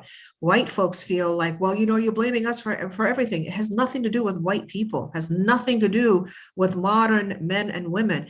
It has everything to do with history that we need to learn about so as not to continue to reinforce what we're all experiencing. And we need to do it because of the rise of Christian and white nationalism, which is rooted in white supremacy and racist theologies. It's incredibly dangerous. It's led to the insurrection in the Capitol. It's led to what happened in Charlottesville. It's led to the recent decision on abortion. All of those things are interrelated. And the best that we can do is make the place where we live safer than the rest of the country. And that's why this work is really important. And that's why I'm not, I haven't let go of what happened in San Jose City Council. I know a lot of these people on the San Jose City, they're good people. They're good people. I know that they are, but they need to acknowledge that we're all racist. We're all biased about each other, and we need to overcome it. And the only way that we can overcome it is to understand what happened and to acknowledge it. Acknowledge you have racist views towards Black people. You have racist views towards Asians, towards Hispanics, towards Muslims, towards Arabs, because that's the beginning of reform. That's the beginning of correcting our biases. These issues become a problem when we're in a state of fear or stress. That's why we need to do this work. After 9/11 happened, I was a human relations commissioner for 6 years. People turned their back. I remember going to the mosque telling people that we are alone. We have no friends. We have no friends. It wasn't until Japanese Americans, when they stood up, when God bless his soul, Norm Mineta, who was the Secretary of Transportation, when he stood up and said, I will not racially profile anyone. This is because this is my history. It wasn't until then, and the Japanese Americans stood up, that things began to change for Muslim Americans. Until then, we had no friends. We didn't have it from the Black community. We didn't have it from the Asian. We didn't have it from the Hispanic community. Then things turned around. Right. This is why we need to address these issues. And that's my concern. If the San Jose City Council members don't acknowledge that what they did was wrong, it's going to be a problem for the city of San Jose. They need to show up. They need to show up for the training that we're doing for them. I'm not doing the training. Two of my colleagues are doing the training because I might get emotional, as you see me getting emotional now. So I'm not doing it, but two of my colleagues are doing it in a couple of weeks. So I just hope, Chappie, that you convey to them that they need to show up. Everybody that was in that meeting in June. I will relay that message. Thank you. Thanks, everyone. All right. Thank you, Maha. Okay, I'm going to go to the public to see if there's any public comments on this topic. Seeing no hands raised, we're on to our next topic, which is a presentation on board member development, which is another board priority. It is an overview of elected officials and appointed staff relationships. And this is going to be presented by Kevin Dugan, former Mountain View City Manager. So welcome, Kevin.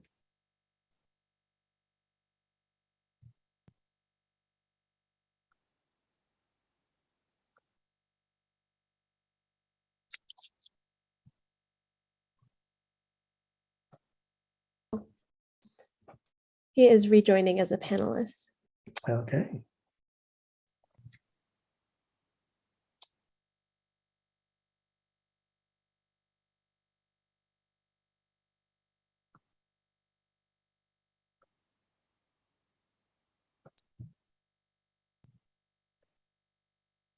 Has he joined us? All right. Oh, there you go. I think. All right. We good now? We're good. We can hear you, Kevin. Welcome. All right. Thank you. Thank you, President Jones. I appreciate the invitation to join you this evening. Also want to thank Charlene Auden and Steve Preminger for helping facilitate the presentation. Since I remember, believe it or not, when the Cities Association was founded, and as a city manager, I spent more than a few Thursday nights joining you at your meetings, just like old home week coming back, and little reminiscing here. And also remember when board member Bybee was a staff member that I worked with in Campbell, and I also spent 8 years with council member Abby Koga on the city council, or when she was on the city council in Mountain View. And also pleasure to continue to work with some of your members, such as council member Flieger in other capacities currently. As far as my background, just real briefly, I spent my entire local government career of 40 years here in Santa Clara County. I've been a resident of the county, I hate to admit it, but since 1964. So I have a lot of roots here, and that's why it's a pleasure to speak to the leadership here in the county on this issue. I spent 18 years at the city of Campbell, the last 6 as city manager. And then I went back to the city where I had my first internship, City of Mountain View, and spent 21 years there as city manager and retired in 2011. At that point, I worked for the International City County Management Association as their West Coast Regional Director. Retired from that a couple years ago and now serve as a volunteer advisor for the League of Cities and ICMA for city managers here in the Bay Area. I want to congratulate you on being interested in this topic. I know you have lots of issues that you're busy with, but your willingness to devote time to not only the issues, but how you deal with issues productively, I think is really important. Just for the sake of background, this presentation or a longer version of it is usually much more interactive. And frankly, because of all your experience, there's more of an opportunity to get your views and ideas. Because one thing I haven't been an elected official. So again, I apologize for this being a little bit unilateral, a little bit of a monologue, but maybe at the end we can take a little bit of time and see if you have any questions about any of the concepts. There is a good deal of material, so I'm going to move through it very quickly, and Auden's going to assist me with the slides, and I think we'll go ahead with the first one. All right, first of all, why the topic of a strong, effective governance team? Well, that may seem kind of obvious, but the bottom line is if there's not a smooth connection between the council and the staff and the manager, basically the organization is not going to be effective and the community will not be well served, and obviously the citizens will not be well served. If there isn't a good relationship, you won't be able to attract or retain high quality staff, which will directly impact the kind of services you can provide. And frankly, it will not be an enjoyable experience for anybody, including yourselves and the city manager and the staff. And in particular, in regard to yourselves, this is a volunteer commitment you're all making, and thank you for the commitment that you are making. But you might as well get a little bit of enjoyment along the way. I know you do it to achieve things and to have accomplishments, but you might as well make it also reasonably enjoyable as you go along. On the next slide. Basically, I think it's critical to understand that for local governments to operate effectively, for cities to operate effectively, there's really a team, elected official, manager, staff team. It's important to realize that in order for the organization to be effective, you all need to be part of the same team. Sometimes it appears that there are kind of like opposing teams, like maybe the staff thinks the council is somehow opposing them, or the council thinks the staff or the manager is kind of on the other team. Again, for it to really work well, you all need to view yourselves as basically on the same team, because again, you will not accomplish what you want to accomplish if you don't. And I really do believe that teams succeed or they fail together. It's not like you have some, in this kind of circumstance are kind of successful and others are not successful. If there is a lot of the win-lose kind of relationships going on, I think ultimately the entire group, the entire team will not be viewed successfully in the public realm. But the bottom line is effective relationships require time and attention. They just don't happen. One of the challenges is you have a lot of demands on your time and your attention, and there isn't sometimes a priority put on how to strengthen the relationship and make it work, which I think is a really problematic kind of situation. And again, that's why I would commend you for willing to take the time tonight to talk about these kinds of issues. The next slide, please. So in my view, what do I consider the key to effective relationships? Well, I think the bottom line is the ability to understand and respect different perspectives and styles. There's going to be all kinds of different styles and views and philosophies that are brought to the decision-making process in your communities. It's going to be informed by many factors, but they include life experiences, different philosophies, communication styles, different work styles, again, different personalities, lots of other examples, age, gender, ethnicity, etc. So there's lots of reasons people will bring different perspectives to issues. I think what's really important is by and large, there can be exceptions, but by and large, there isn't a right and a wrong to the issues. It's just that people bring different backgrounds and different viewpoints. Again, there can be exceptions to that, but I think way too often we err on the side of because people differ from us, we think they are inherently problematic. They're wrong. It's not not as if they are bringing to it their honest assessment because of their different experiences and all the other characteristics. So I think it's important not to have it be always a right versus wrong sort of mindset that we bring to this. Next slide, please. So if we can develop an appreciation and understanding regarding why it's okay to have different opinions, I think that's really important. And differences of opinion, sometimes may, but usually doesn't result from either dishonesty, lacking values, or lacking intelligence. I recall one example, and this will remain anonymous, but this was many years ago, but there was a council member in Mountain View who took the position that if people did not agree with him, his fellow council members did not agree with him, they would either have to be not very bright or dishonest in some fashion. Otherwise, there would be no rational reason they could not agree with his opinion. He honestly viewed that, and you can imagine what the result of that was. It wasn't a lot of support from his fellow council members who understood that's where he was coming from, and he wasn't terribly successful in moving a lot of his proposals forward and ended up not running for a second term, maybe because of not being terribly successful in accomplishing goals. So if we can understand that differences of opinion are normal and should be expected because you bring a variety of different, appropriately, your communities are very different, so you should bring a variety of different perspectives to your decision-making process. If we can have a little bit more patience and understanding of that, I think that is very helpful. Next slide, please.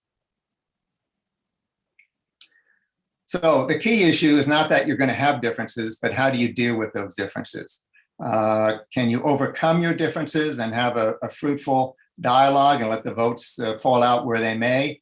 Or those differences become a constant source of conflict and distraction and really get in the way of the work you're trying to accomplish as elected officials? Next slide. First of all, on this slide, I'm going to tell you something you already know, which is you don't have an easy job. And again, thank you for all volunteering to do it. Why isn't it easy? Well, you deal with very challenging issues.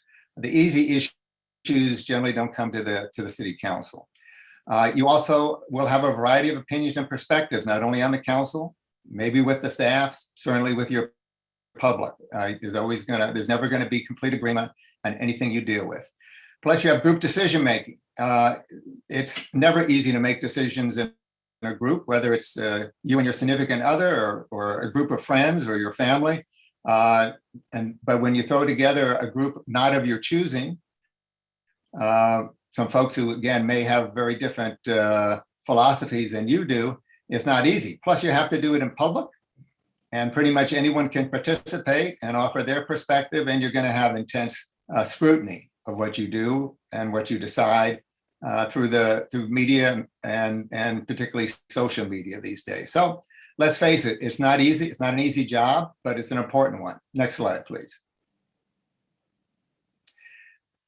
Unfortunately, I think it's your jobs as well as the job of the manager and staff is particularly difficult over the last couple of years, maybe even longer than that, when you consider the kind of civic discourse and political tribalism that we've seen nationally, in particular, over the last few years. Certainly, the pandemic has made it more difficult. I have a real sense, in talking to city managers and just my own experiences, there's a lot more frustration, anger, impatience, fear, social isolation, different focal points of contention. Who thought we'd have big debates about wearing masks or the kind of debates about vaccines? And I think it has, for a variety of reasons, there's been a lot more intolerance of other perspectives. It's more difficult for people to view other people's views as being legitimate or coming from a legitimate place. So again, that has made it tougher. Next slide, please. Again, the lack of political compromise and effective governance, maybe a personal opinion there on the national level, has not been helpful because that hurts the confidence in local decision-making, even though most surveys show there's more confidence in local decision-making than national or state decision-making. Unfortunately, there have been too many examples where there's demonizing and intolerance of those with different views. Again, lots of issues about the social reckoning, views of policing, all kinds of challenging issues that can be important but polarizing. And during all this, it's been more difficult, as we're experiencing right now on this call, to have direct in-person contact with colleagues, with the staff, and the public. So while some of these issues are easing a bit as the pandemic eases, they're not all gone, and I'm concerned that there'll be a hangover effect in a number of these ways. And again, it's not just the pandemic, it's also the nature of political discourse and some of the examples being shown nationally in regard to that. Next slide, please. This is just a little bit whimsical, but I think sometimes because of what you've been dealing with, you may feel like you're kind of in this situation from time to time. And maybe particularly the last few years, you may be particularly feeling a little bit under siege from time to time. Next slide, please. So we've talked about why your job isn't easy. Hopefully we haven't depressed anybody. Hopefully that won't influence whether or not you run for re-election or not. But I also want to share with you, and this is based on working with a lot of city managers over the last few years, including on the West Coast, all the way from Arizona to Alaska. The manager's job isn't easy. As you know, they have multiple bosses. They can often have very conflicting expectations from those multiple bosses. It is critical for them to translate between the council and the staff. Council and staff can bring very different perspectives to an issue. And it's important for the manager to make sure the council can have some appreciation for the staff perspective and the staff has an adequate appreciation for the council perspectives. Sometimes in some circumstances, managers are expected to take sides between council members who may have different perspectives. That's particularly challenging for them. I've talked to a lot of city managers who are really feeling under the gun because there seems to be almost a 24/7 expectation because the ability to communicate so easily and so quickly and at any hour of the day and night. They can feel an obligation to, kind of always be on the job, never to have a break. And one of the bigger challenges for city managers is when council members don't get along with each other. Whether or not they're directly drawn into a potential conflict, it just makes working with the entire council, which is the manager's obligation, more challenging and more difficult, more uncomfortable, I'll put it that way. Next slide. And as was the case with the city council, the pandemic hasn't made things easier and has amplified some of these challenges. Fundamental changes on how services were provided, particularly during the heart of the pandemic. Loss of ability to work directly with council members and staff and the interpersonal impacts of that. Enforcing regulations that they never thought would need to be enforced. The great, again, some of the social justice and equity and policing reforms issues. Staffing challenges, the great resignation, the challenges of keeping staff and attracting good staff, particularly in this area because of the housing costs. And again, just dealing with frustrated and stressed members of the public and the staff and the council. Managers have often felt kind of in the middle and kind of find it difficult to kind of deal with people who are stressed out because of the pandemic and its effects. Next slide, please. And this sometimes is kind of, I think, what city managers may feel like, particularly when they're trying to figure out what direction to follow on issue or issues. Next slide, please. So what do I think are the greatest areas of challenge between councils, manager and staff? And what I've heard and what I've experienced in talking to folks, and also my 27 years as a city manager. There can be a real focal point, can be a lack of respect for the different roles and responsibilities, basically the form of government. That can be on both sides of the equation.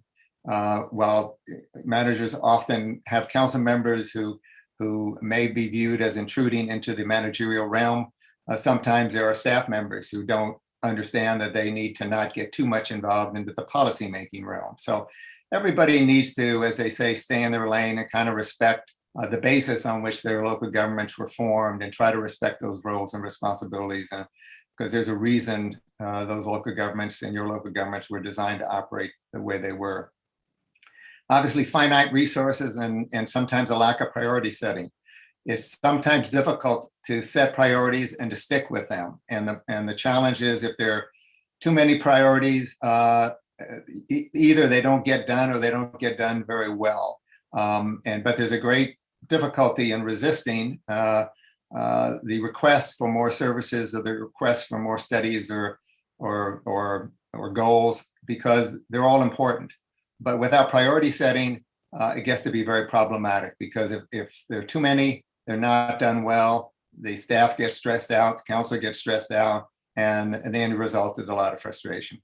There can also be a lack of tolerance for mistakes and imperfection. I'm not suggesting that you should, not strive for top quality work, both on the council side and on the staff side, and that if there are mistakes that are made, they shouldn't be corrected and avoided in the future. But how organizations react to mistakes and imperfection, whether it's focused on trying to find solutions or focused on trying to find blame, and whether those are handled publicly or privately, and not away from the public, but basically in regard to individuals and their potential culpability, that can make a big issue and a big challenge between councils and staff. And the reality is there are two different perspectives that can be brought to any issue. Technical people, professionals can view an issue from one perspective. Elected officials appropriately view issues from a more community perspective. Ultimately, the community perspective should be the perspective that is upheld. But sometimes there's a lack of full appreciation that there's a legitimacy between those different points of view. A traffic engineer may not view an issue exactly like someone on a block who's concerned about speeding. There needs to be a mutual appreciation for those different perspectives. Next slide, please. Some of the other areas that I have heard are really challenging are the level of demands and sometimes unrealistic expectations for what can be accomplished. Sometimes the staff can overload the council with too many issues, particularly at a particular council meeting. Sometimes the council may not fully appreciate what is realistic or not in regard to what can be accomplished. And then sometimes in regard to the council, an individual might have an expectation of the manager, but that might not be the same as the full council's expectations. And the conflict between those two may not only be a conflict between council members, but can also cause the manager and staff some considerable challenges. And I can tell you that managers do, in fact, really value clear, regular, consistent, and professional feedback, usually through a performance evaluation system. Again, it's important for them to understand kind of where the council's coming from and how they're viewing issues. A lack of communication can be a real problem. And public criticism, again, that can be a challenge if the council is concerned about an issue, if that comes out as kind of a publicly chastising individuals on the staff or the city manager, that has a lot different effect on morale and the culture of the organization than if that is handled in a different sort of way and the focus is more on the issue and the problem and not on the individual. Next slide, please. Again, some of the other challenges can be when the problematic interactions between council and staff. Again, maybe the communication is a little bit too direct to lower staff members about what should be accomplished and how it can be accomplished. Sometimes there can be things that are viewed as almost a hostile work environment sort of thing. That can cause a real challenge for the manager. Same sort of thing going around the manager. Maybe a council member may feel that they'll get better information or whatever by going to someone else on the staff. Well, that's an issue that needs to be worked through and figure out what's happening in communication between the council or that council member and the manager. Work through it that way rather than, again, going around and kind of creating other kinds of issues in that way. What I call not separating the what versus the how is something that I think is a big problem that comes up fairly frequently. What I mean by that is I think it's important for the council to be able to communicate to the manager what they see, what they perceive, what they need to have accomplished. But that is different than dictating exactly how that should be accomplished. As an example, a council might, or council members might view that maybe the planning department, they're hearing complaints about the planning department and that there needs to be a review of how the planning department can be most effective. That's quite a bit different than saying, well, the planning director has to go. that's the how. You hopefully will have faith in the manager to hear your feedback and to give you good information. And if there needs to be some changes in regard to the how of something being done, then it's the manager's responsibility to do so. Sometimes the staff doesn't live up to high but reasonable expectations. Sometimes they make mistakes. They can let down the council. And then how the staff responds to that to make sure it doesn't happen again, how the council responds to that can be very important. And clearly, if the staff is viewed as not fulfilling and meeting council and citizen support expectations, that is a challenge that the staff needs to address. But these are all areas that are potential sources of conflict. Hopefully in your own communities, those are not present in all these forms, but they are in fact quite likely to be present in many communities. Next slide, please.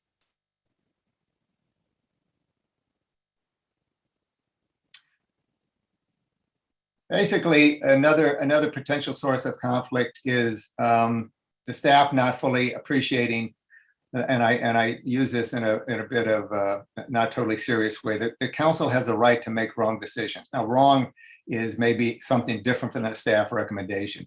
Maybe that's that's different from a staff's view. That doesn't mean it's wrong. If the council makes the decision, the council gets to make the decision. Whether or not the staff thinks it's the best decision or not, that's your right and responsibility. And the council and the staff needs to understand how to respond to that appropriately and move on and allow the council to do its work.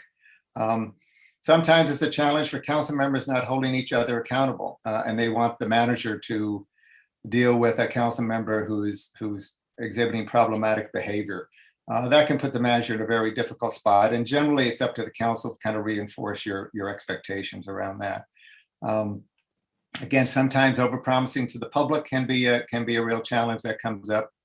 And again, if the manager and the staff are perceived as not doing enough to assist the council in dealing with tough issues, that can be a source of conflict as well. And again, I appreciate going through I'm going through these slides fairly quickly, but again, I just wanted to kind of give you an overview. We can move on to the next slide. Just to tell you a little bit, hopefully you're already aware of this, but professional city managers do have a code of ethics that they have to follow. That's when sometimes they have to do or say things that a particular council member may not completely agree with.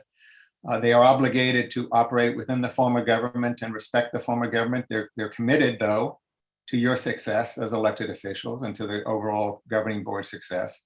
And they are obligated not to play favorites and not to take sides. And hopefully that's been your experience. However, one of the toughest things for managers, and something you probably have experienced, is sometimes they have to say that they can't do something, or they're not able to do something, or they tell you something you don't want to hear. I can assure you that's the last thing a manager wants to do, is to disappoint you or to tell you they can't do something you want done. But there are times when that can be the case. And the real question is, how is the response to that? Also, professional city managers, on the next slide. As I said earlier, they need thoughtful and comprehensive performance feedback. Without that, they really can't serve you well. And their obligation is to communicate in a style that works well for you. And I mean you is not only the entire council, but you as individual council members. And you probably want communication in different sorts of ways. So a skilled professional manager will work to figure out different ways of communicating with you. The same information, but maybe different forms, depending on how you like to receive information. And the other thing is they are obligated to protect staff. They're not obligated to make excuses for staff. They're not obligated to indicate that staff hasn't made a mistake when staff has made a mistake, but they are obligated to protect the staff from a hostile work environment or undue public or attack or criticism, while also acknowledging when the staff and the manager may fall short in a particular area. Okay, next slide, please. We're going to be wrapping up here a little bit, but and again, I appreciate your patience with all of this background information. But as you know, one of your major challenges, I'm sure, in each of your communities is the difficulty of attracting and retaining top quality staff, and certainly housing costs in the area is a big factor in that regard. And certainly you hear plenty about compensation and working conditions needing to be competitive. Maybe you haven't heard as much, and I'm really convinced that city councils can either be a competitive advantage or disadvantage in regard to attracting and retaining top quality staff. Because good managers, good city managers, good staff want to work in a positive environment. They want to work in a teamwork environment with the elected officials. They want to work in an environment where they can experiment and try new things. And if they don't always work out, not feel like they're going to be severely chastised for that. And the best people are going to go to circumstances where the council members work well with each other and they work in a cooperative way with the staff. Doesn't mean, again, they don't have high expectations of staff and the manager. Doesn't mean that they don't hold people accountable, but they do it in the right way, in the right fashion. So if you feel you have a good manager and staff, I would really encourage you to treat them as if you don't want them, as if you do want them to stick around, because my sense of it is if you don't, they probably won't. And next slide. If we had more time, and again, ideally this would be much more interactive and much less of a monologue kind of presentation. But if we had more time, we'd talk about these 3 questions. These, I think, are very helpful to get at the heart of kind of this whole relationship issue. They are, what do council members need from each other to be successful, to really have a dialogue between council members on that topic, I think can be very helpful in bringing out issues and hopefully having a more successful council member relationship. But also talking to the staff and the manager and the council members, what do council members need from the staff and the manager to be successful? Have a dialogue around that. And then let the manager and the staff provide some feedback to the council on what they need from you to be successful. These are sorts of questions that are kind of fundamental to the relationship working well and the organization being effective. But oftentimes we spend all our time on the actual issues and we don't talk about the working relationships that really will dictate, I think, success in dealing with those issues. So again, if we had more time, we'd dig into these issues. I've got my whole list on all 3 of these questions, but I much prefer to hear other people offer their perspectives first. So again, we'll wrap it up at that point. I appreciate your time. And again, happy to answer any questions, and hopefully I didn't take too much of your time this evening. No, thank you, Kevin. This was a great presentation and very informative. If that's just, at a high level with all the information that you provided, I can't wait to see the more detailed presentation. That was pretty, very informative. Thank you. So I'm going to go to the board for any questions, comments.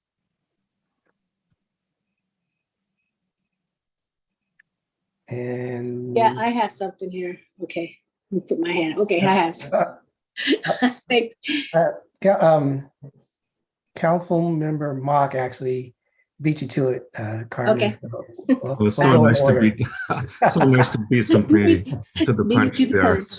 Okay, well, thank you for the presentation. I thought it was just an excellent presentation. You knew exactly what you were talking about. I feel for those slides because I was reading them and I could just see myself in each one of those. So my question here is that if we have a city council as we do in Los Altos Hills, how can we have a person such as yourself come and make either presentations or have some sort of relation with you to help us do our jobs better as city council, have the staff do their jobs a little bit better as well, the city manager and all the people that report to him. Do you do that sort of thing, or is this something that's a fly-by-night thing as you come to the city's association and make that presentation? Yeah, I'm not a consultant, and I don't solicit it. But the reality is, I have been asked to do trainings, both with groups of cities and groups of council members, as well as occasionally with some individual cities, and enjoy doing it and be happy to do it. But while it's not a business that I go solicit, if someone finds it of potential value, always happy to do it. Thank you. Thank you, Councilmember Leroy Munoz. Thank you. Kevin, again, thank you for the presentation. Not a question, but just a quick comment. You know, I was really struck by, you know, one of the themes that you had presented about people kind of knowing their respective roles, right? And I think what happens, what I've seen in my experience, having worked with 4 different city managers over my tenure, I think there have sometimes been challenges where sometimes roles are kind of bleeding into other roles. And I've seen sometimes city managers get pulled into political, you know, debates, and now they're expressing their own kind of personal beliefs and whatnot. And they're treading dangerously onto some of the policy stuff versus being just a kind of a trusted neutral arbiter or a source of truth there. So I think it's important that city managers continue to kind of recognize their specific role and why they're there and how they maintain that neutrality.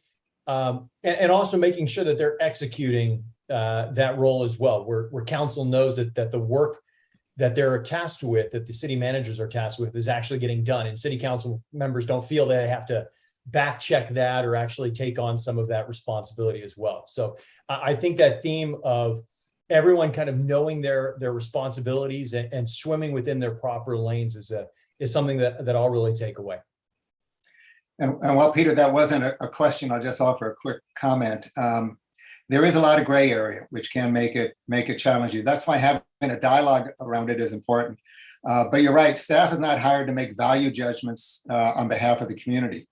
They're there to provide technical advice. So, and the council doesn't have to follow the technical advice, but if they can respectfully take it in and consider it, because I don't think the council wants the staff to second guess what the council wants to hear. You pay too much for the staff to do that. But the staff may have lots of personal value judgments about what's happening, but that's not what we're here to do. We weren't selected for that. You weren't selected to be a technical person. They weren't selected to be community arbiters of values. Thank you, Vice Mayor Montano. Thank you, Chair. Yeah, thank you, Kevin. That was really, really informative. Some of those topics that you touched on were right on. Sometimes I say, oh yeah, that's what's going on in our city. And I think the biggest thing is the personality. You know, different personalities and working with the city manager. And then sometimes the city manager might be in the middle, and then he wants to. I really like your point about that. The city council members need to hold the city council members accountable, not the city manager, you know, telling the city council about, you know, you got to behave or whatever. But I really like that point because it's so true.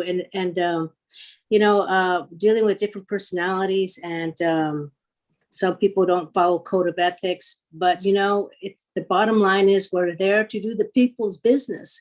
We're there to make sure that the city runs smooth, and we're there to do the people's business, and that's what it's all about. And having a good city manager that knows that is key. So I really appreciate your points. It's so you're so right on.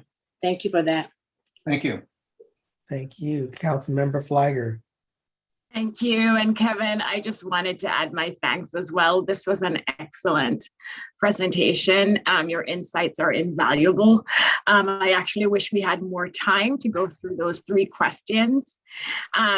I guess my question for you, if you have the audience here of council members, so if there are top 2 or 3 things you think we can take away about how we can effectively govern with the city manager or work better with our city managers and staff, what would those top 1, 2, 3 things be, if you can share those with us briefly? Yeah, I don't want to be redundant with some of the things I covered, but I think, you know, a good communication, a respectful but good communication, and allow the manager to communicate to you, good news, bad news. You need to understand what's going on, and he or she need to feel comfortable in communicating that to you, and that you'll receive it well. I know you won't need to receive it well, but I mean in a more general way. But that is really key. Again, everybody respecting everybody else's role. Again, we've talked about that quite a bit, but that is a major issue. And and I guess maybe the third thing, and this is really the test of any good relationship, is what happens when things don't go smoothly, and can everybody react to the, no organization is perfect, no individual is perfect. So where we're really tested is not when things are going well, we're tested when things are not going well. So how do we react to your fellow council members? How do you react to the manager and staff when things don't go well?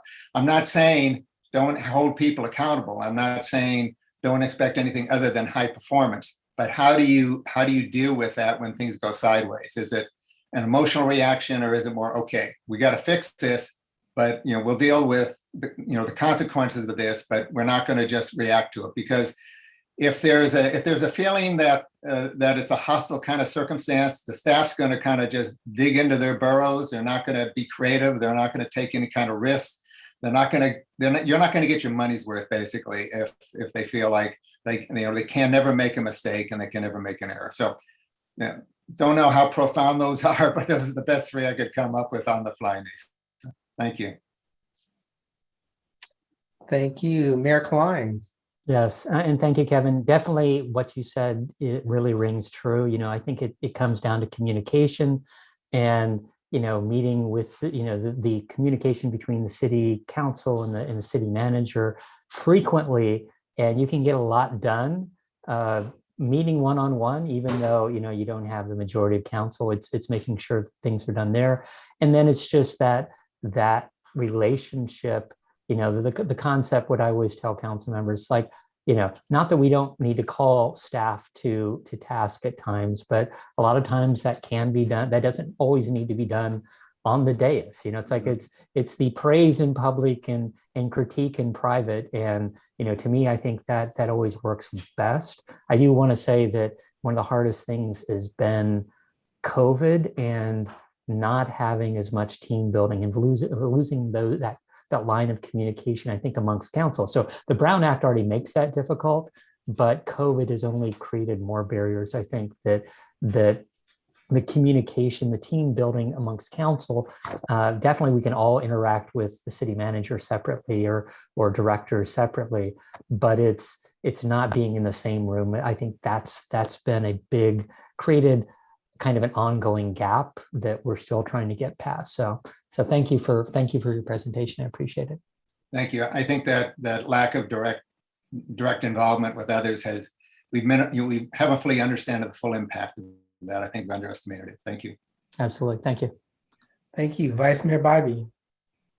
Hi, Kevin. Hey, Ann. Nice to see you. Thank you Nice for to the see words. you. We won't tell anybody how many years ago we worked together, okay? As staff people in Campbell.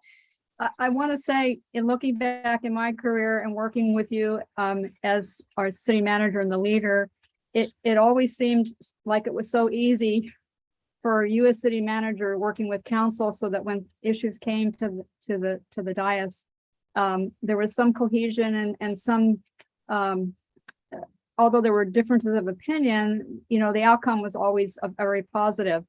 And now being on the council, I'm finding it a lot more challenging in that respect, in having to work with directly with the manager and having 4 other people at the same time, working with the manager. And I just wanted to ask what your advice is as far as on an issue or direction in trying to how you manage to get council members, not all, but a majority of the council leading to one direction, so that at the time that it does come to council, there isn't conflict on the dais, and there isn't infighting, and there isn't a sense that the issues weren't fully vetted. If that makes sense to you. Yes, but first of all, you gave me way too much credit, because it's ultimately up to the council about kind of how that relationship goes. But the staff can help a great deal. So the manager can make sure that what's coming to the council, he or she understands all the different perspectives that are represented on the council and on a particular issue, and not kind of bring an issue that in a way that makes it more divisive than it needs to be. Maybe in the staff report, try to make sure a number of different perspectives are reflective, even if it's not the staff recommendation. Try to, as Councilmember Klein mentioned, try to have some one-on-one dialogue so that there's good communication, not circumventing the Brown Act in any way, shape, or form, but making sure that there's an understanding when the item's coming forward, or what different, how to view it from different perspectives, and just try for it not to. And again, the bottom line is, the more you surprise people with an issue or an idea, the more likely it's not going to go well. So my principal rule was no surprises. Hopefully the council members weren't surprised by each other and not surprised by me. Again, that doesn't mean they knew what each other's position was in advance, but if it's all done respectfully, it can help a great deal. But thank you for the kind words, Ann. Appreciate it. Thank you. You're one of the best, Kevin. Thank you very much. Thank you. Kevin, I don't know if this is a statement or a question, but doesn't a lot of it boil down to professionalism and decorum? Where I grew up, we called it, good home training. How much of that is involved with this whole? In other words, everything you need to know, you learned in kindergarten, right? Pretty much. Yeah. No, I mean, as difficult as the issues are that you have to engage as council members, the most challenging issues is when it comes down to those personality issues and views of lack of respect or lack of appreciation. And if that can be dealt with, if those, even if you're not elected to be with a group of friends, so you're not elected to be elected with people who all agree with what you're dealing with. So the question is, how can you have a relationship where you don't let personal, it seem like there's personal animosity? Because once you have personal animosity, I tell this to city managers, once a council member thinks it goes beyond a issue dispute to you not liking them, then all is lost at that point. Because if it becomes personal, then it's a problem. So how can people disagree with a smile on their face, and when the vote is done, move on to the next thing, versus it being a personal vendetta or a personal animosity? So you're exactly right, Vice Mayor Jones. I think, we probably all learned, or we should have learned it when we were young, but we always need to try to improve on just keeping it civil, keeping it respectful, not allow anybody to feel devalued, because if they feel devalued, it's not going to go well. Thank you. Mayor Wiley. Thank you, President Jones. Kevin, I haven't had the pleasure of meeting you before, but wow, what phenomenal words of wisdom you have given us. You hit the heart of the matter. Really what it comes down to is not the issues that we have disagreements on or differing opinions. In my mind, that is the hallmark of democracy, to have different perspectives. But it's the lack of respect that comes down to in any team, and it is a sad reflection when council members happen to be embroiled in the middle of that, whichever city that is. What can we do? That's my question. Yeah. Because that's the most difficult situation to deal with. It doesn't serve the public, and we are not there. Even with 5 different viewpoints, if that's what happens, none of us is really happy in being able to serve the constituents that each one of us has the support of. Yeah. I mean, I think sometimes there's a lack of appreciation that you're there to arbitrate between different perspectives in the community. You're not there because you all agree. You're not there because your community members all agree on the issues, but you're the representatives of the community to arbitrate and eventually weigh different value judgments and do the best you can with that. But again, I think it goes back to when that devolves into, it's not legitimate to have different perspectives. It's not legitimate to represent different interests. It's a right versus wrong. It's a good versus bad. And if somehow when council members kind of come on board, they recognize people are not going to agree with their perspectives, but that doesn't mean they have to, as they say, be disagreeable, personally. So again, some common themes of what we've already talked about, but there's some way of differentiating the issues from the people and the personalities and keeping it from being personal. That'd be helpful.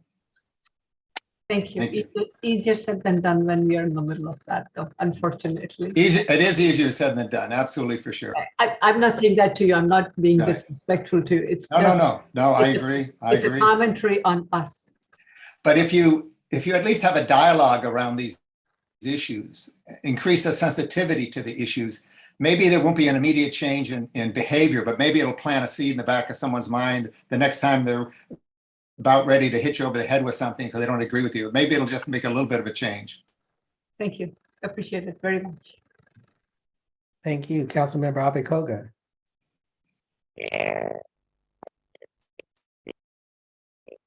Your sound's not coming through.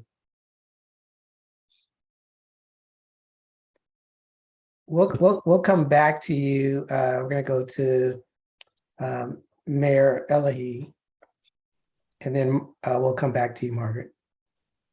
Thank you. And thank you for your presentation. And I guess I'm looking for a silver bullet from you since you come so highly recommended and you have so much praise has been showered on you. So you must have a silver bullet for us.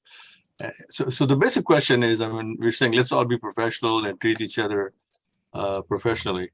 But what happens when that breaks down? When you have a member on the council that to you seems to only care about themselves and not care about anything else. What can you do to get that turned around so that you're back on the same professional level? And, you know, maybe the fault is not in the other person, but it's in yourself. You know, what do you have any silver bullet to remedy that situation where things have broken down? No. That makes it easy. But I won't leave it at that. I won't leave it at that. You know, the question is, can you have a one-on-one conversation outside of a formal council meeting and kind of explain what's happening? Can you, as a council group, have conversations, have a team building around what kind of behaviors are being helpful and what are not being helpful? If you have somebody who's really being disruptive, is there someone in the community that maybe a supporter who's you know, who understanding that they're, you know, the way they're representing their perspectives is not being helpful, who could maybe go to them and encourage them to you know, modify their approach a little bit? If they have a challenge with one council member, is there another council member who may side with them on issues more frequently, who can kind of be an intermediary and say, hey, you know, can't we figure out a way to better make this happen?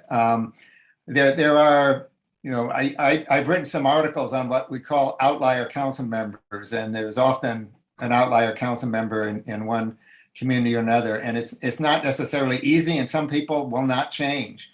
But sometimes with dialogue and with the right messenger, it can be helpful. It might be able to make some change, but I'm not going to say there's anything magical. But if there's someone they respect who can communicate the message, even if that person is not directly involved in the dispute, that could be helpful. Yeah, thank you. Those are good comments. And I guess there is no solution for Trump. So what can I say? Yeah. Thank you. We're going to go back to Councilmember Abe-Koga. Hopefully you got your mic working.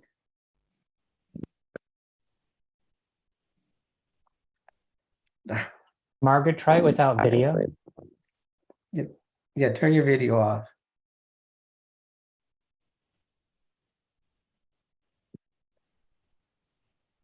No, still can't. Maybe she could sign it for us, you know? Well, again, having worked with Margaret for 8 years, Margaret, I'm going to assume you're not going to say anything about any of the things I did badly. So, you know, thank you for trying. Margaret, Christina had the same problem in Morgan Hill, and she had to actually shut her computer off and have it come back on. I don't know if you tried that, but that seemed to clear it up. So Kevin, again, great presentation. Just another question is, to get the more detailed and in-depth presentation, how long do you think that presentation would go? Well, often when I do this for you know, for groups of elected officials, I would say on average it's about 2 hours. It could be an hour and a half, could be as much as 2.5 hours, but usually somewhere in that time frame. I can sculpt it. Obviously, I rush through, even though I'm taking too much of your time tonight, I realize at this point, but rush through kind of trying to do those slides. If we can have a little more time at some point in the future, if that's something you want to do, and it doesn't, no concern on my part either way, it provides more of a time for a dialogue, and particularly time to dig into those 3 questions rather substantially. So some of it would be common themes, some of it would be, again, more of a dialogue. And frankly, I love to learn from elected officials, because as I said earlier, I have not been in that role, and you've got a ton of experience on a call like this, who could share their thoughts on many of these issues, but we can learn from each other. Thank you. I don't think you used too much of our time. Based on the level and the amount of questions and engagement, I think everybody feels like this, or we got a lot out of your presentation, and there's a lot of good information and good content. Otherwise, I would get hit with a bunch of text messages saying, "Hey, when we're gonna, get this guy to stop talking, and what's the next item?" All right. Well, so I got none of that. So great job. I appreciate their restraint. Because as a former city manager, I know city managers can go on too long sometimes. So I appreciate that. No, this was great. I appreciate it. So now we're going to go to the public. Are there any public comments on this item? Not seeing any. Again, Kevin, thank you very much. It was great. Really appreciate it. Thank you very much, President Jones. And as much as I enjoyed my homecoming back here to the Cities Association, I'm going to take my leave at this point. So I wish you the best with the rest of your meeting. Great. Thank you very much. Take care. Bye. The next item on the agenda is the Board of Directors review and approving the work plan. And just to refresh everybody's memory, our goals for the year were local control, racial justice, board member development, and climate protection. For the work plan, I'll just go through the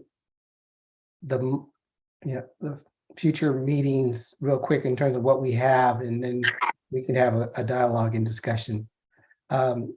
For September 8th, it's the dues structure, the formation of the JPA,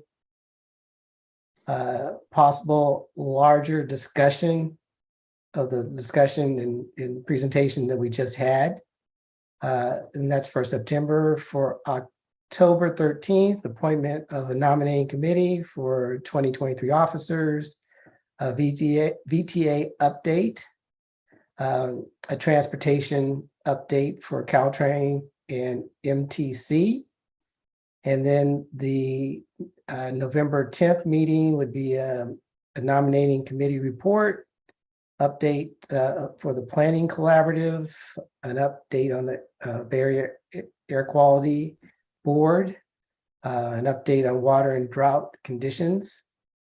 And then the December 8th meeting would be the installation of the new board. And thank you to me, I guess, for surviving the year.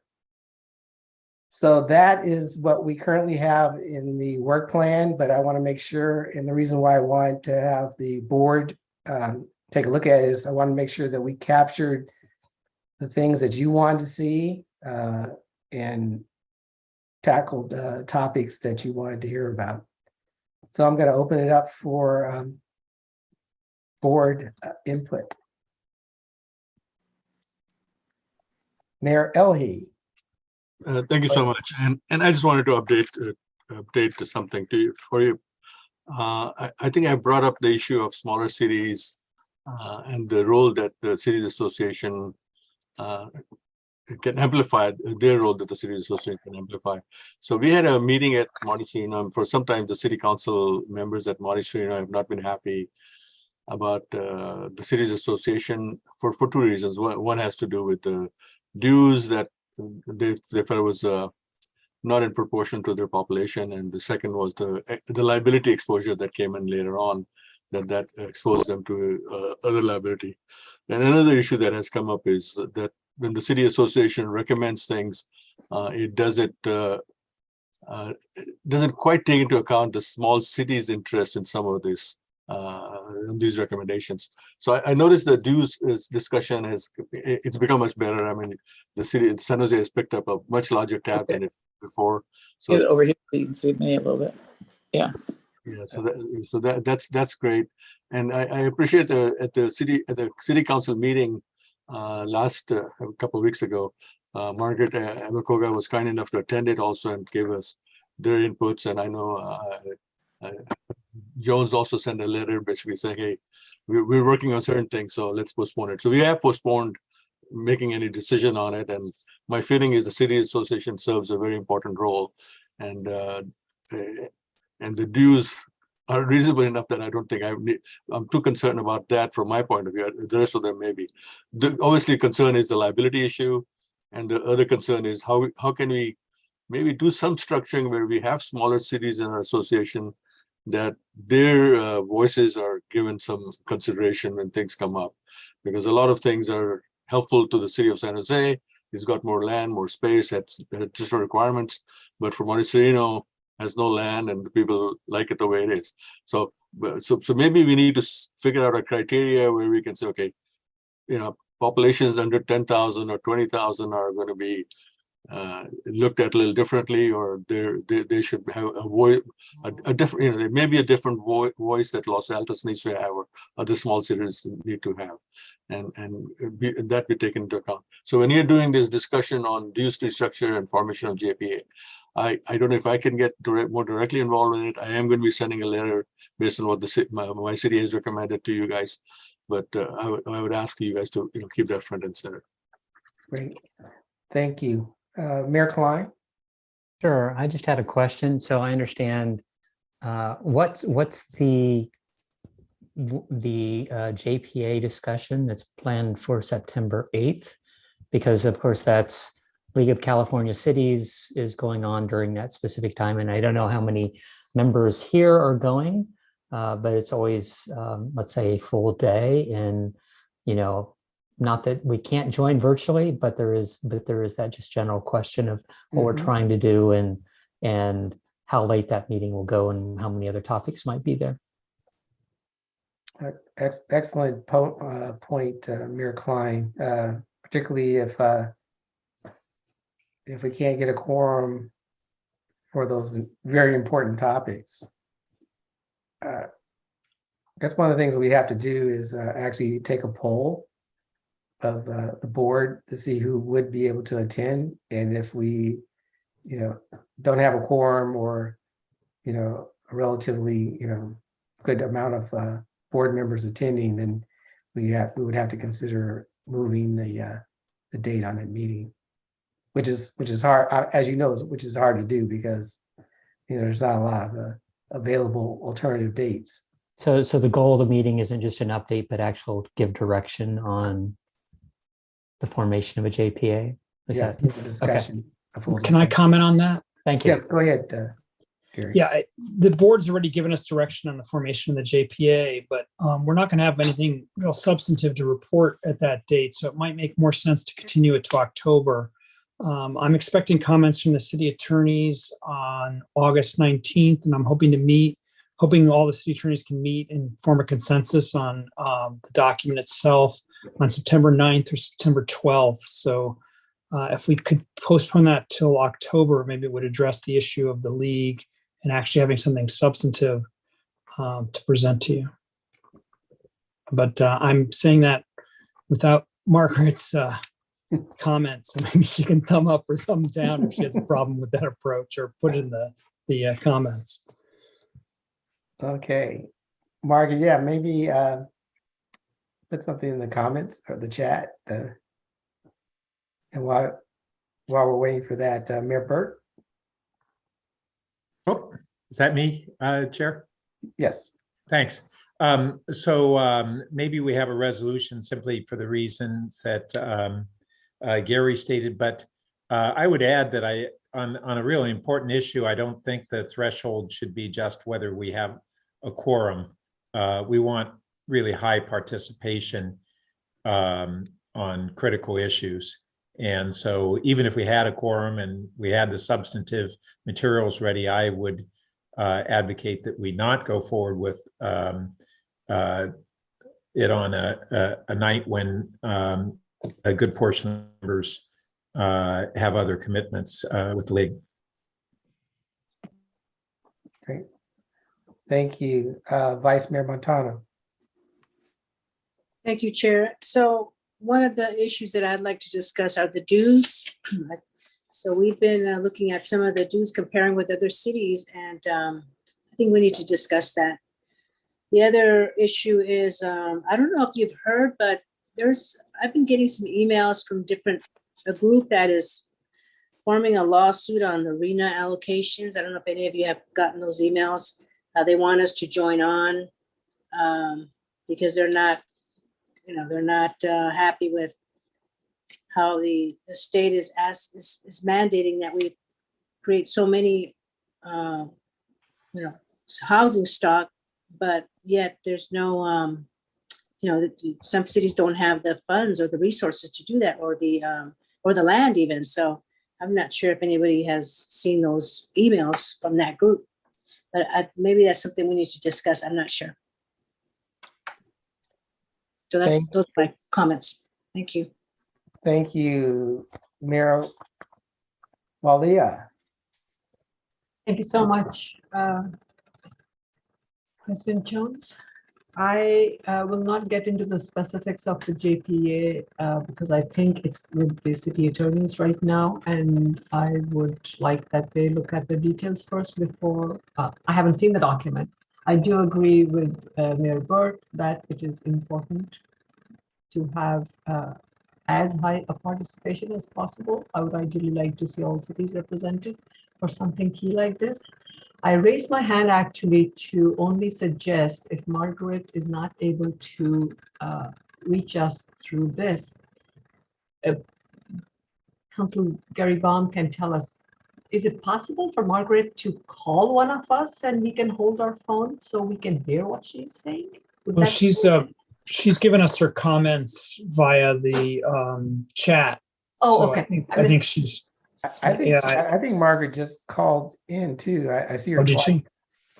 Okay. See, I guess I raised my hand before she had written the comments, and so this is great. Just suggesting something. Thank you so much. A good idea, but thanks. Hey, Margaret, since you're a focal point of this conversation, are you able to communicate with us now? No, you just second you just went away. So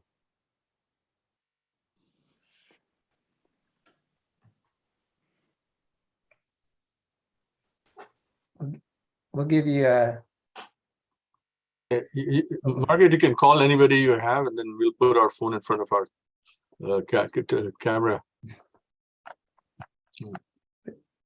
She's trying to log in on her phone. That's not helping. Maybe she can just call somebody. So whoever is the lucky one can then put the phone in front of the camera. So Margaret, while we're waiting, I'm not going to request a motion to approve the proposed work plan. We're going to take the input that we received and make modifications and then bring it back. So Margaret, did I buy us enough time? President Jones? Yes. Margaret's on my phone. Okay. Go ahead, Margaret.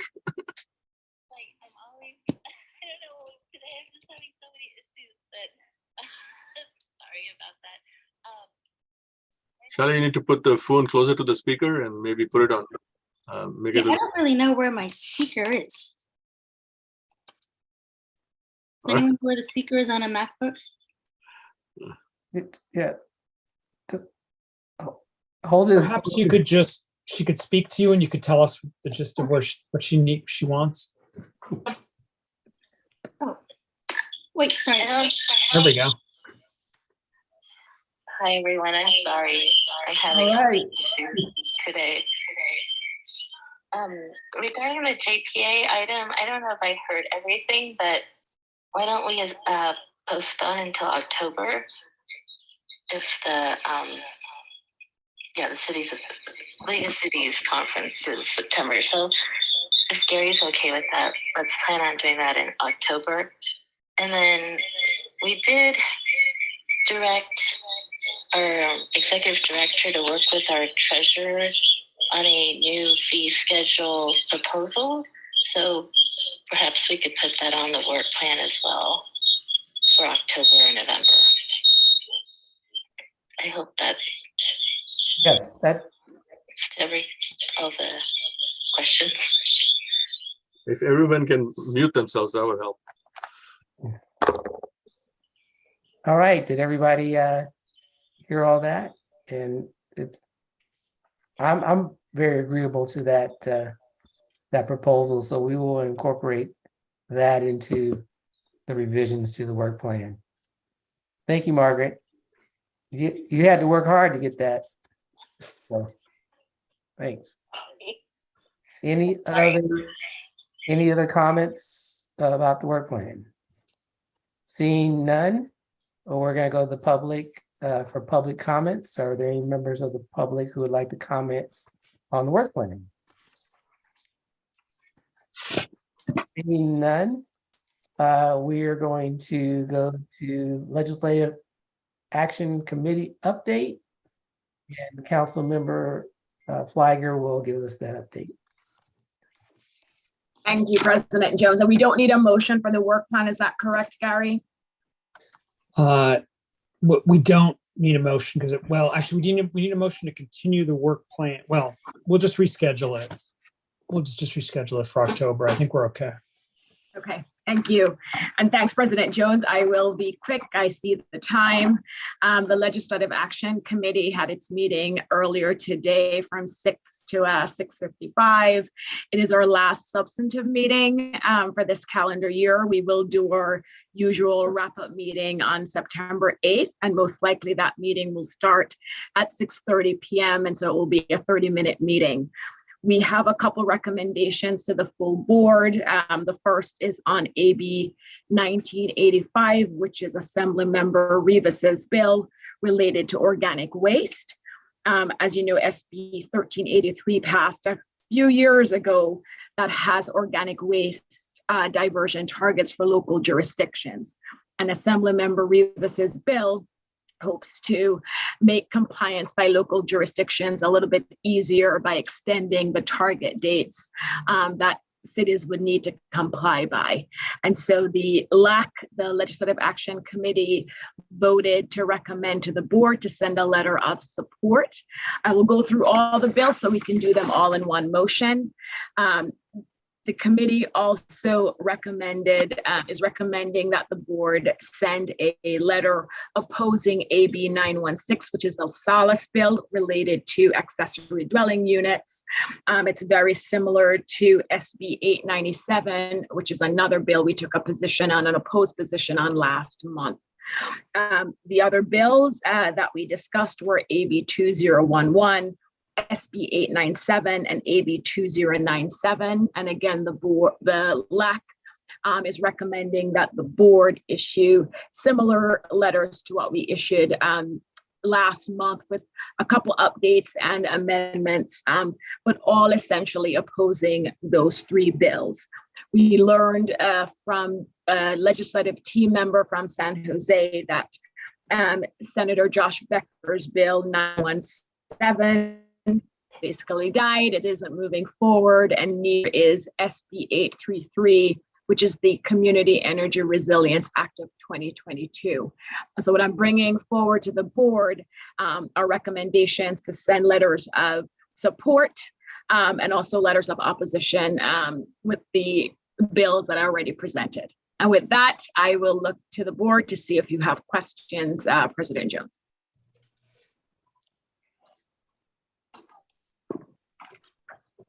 Mute. Thank you. Mayor Walia. Thank you, President Jones. Clarification. Lisa, I heard very clearly what you said, but I missed one thing. Did you say one motion for everything? Because there were some things I abstained on and certain others I agreed to. in the LAC meeting, and I believe I may not have been the only one in that scenario. I'll speak for only myself. That one motion is going to get tricky for me. You are exactly right, Mayor Walia. And so let's do each one. I will leave it to President Jones and how he wants to conduct the vote. But Mayor Walia is correct. Not everybody voted the same way for every bill. So we may need to take each one separately. Thank you so much. And thank you for running that meeting so efficiently. You went through so much in just 1 hour. Really appreciate that. Yes, you did. And I had the same dilemma too, in terms of items I abstained or supported or. So yes, let's go through each one. We'll try to get through them as quickly as possible. So if you can introduce each item, we'll entertain a motion in a second and try to do some really quick votes. I will do that. So AB 1985, which is the Rivas bill. Do we have a motion? We need to take public comment first. That is true. We're going too fast. Thank you, Mayor Klein. Are there any members of the public who would like to comment on this item? Seeing none, okay, let's introduce each one. AB 1985, which is the Rivas bill, a vote to send a letter of support. I'm entertaining a motion on this item. So moved. Second by Klein. All right, it's been moved and seconded. Auden? Okay, I'll now call the roll. Bert? Yes. Bert, I. Klein? Aye. Klein, I. Rennie? Rennie? Is he no longer present? I will mark him as absent for now. Constantine? Aye. Constantine, I. Flieger? Abstain. Flieger, abstain. Paul? Yes. Paul, I. Bybee? Aye. Bybee, I. Little Munoz? Abstain. Munoz, abstain. Elahi? Aye. Elahi, I. Watanabe? Watanabe? I will mark as absent for now. She had to leave. Okay, great, thank you. Abagoga? We can get her vote via text or the chat. Walia? Walia is abstain on, yes, abstain. Okay, Walia abstain. Mock? Yes. Mock, I. Montano? Aye. Aye. Montano, I. Sorry, my computer is glitching. I see Mayor Burt has his hand raised. Yes, I apologize. I was thinking that the item 1 was actually the legislative committee votes. Can you remind me on my vote in the legislative committee? Yes, I I can. may have abstained on this. That. So That you, would, in fact, having this on the screen would be very helpful. So that was, so can I switch my vote to abstain on this? okay, Thank you. Auden, I have a text from Councilmember Abikoga. okay, and what is her vote? She votes aye. Okay, Abakoga, aye. And lastly, Jones. Abstain. Jones abstained. And so with 8 ayes, 0 nays, 5 abstentions, and 2 absences, the motion carries. Thank you, Auden. President Jones, I'll keep going. The next bill is AB 916. And again, this is a motion to adopt the recommendation from LAC to oppose AB 916. All right. It's been moved. Do I hear a second?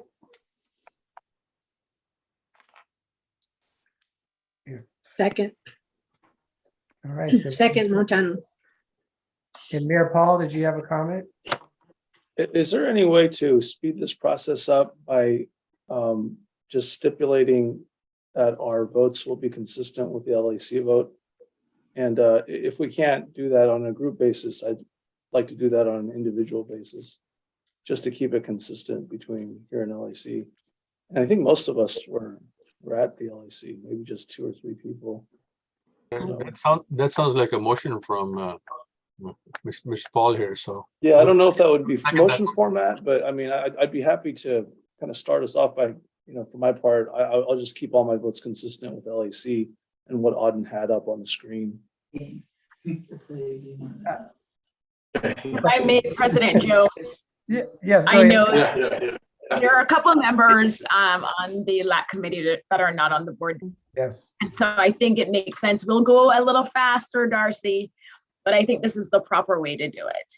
So let's do the votes. We have a motion, AB 916. There's a motion on the floor. I don't know if there was a second from Mayor Pauls, but I am concerned about doing it that way.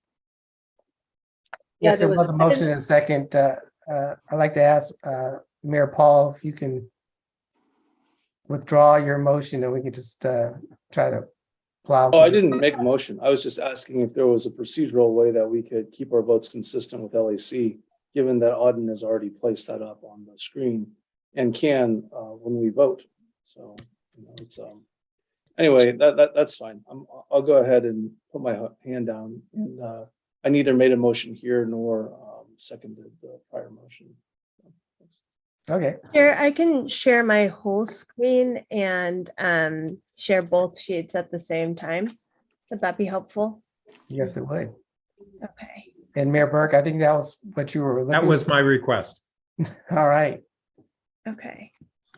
So let's not spend more time talking about how to do it than actually doing it. So let's keep going. Sorry, I'm getting it set up.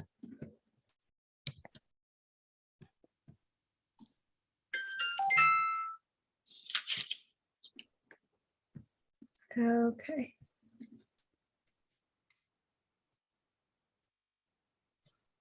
Has there been a motion and a second on AB 916?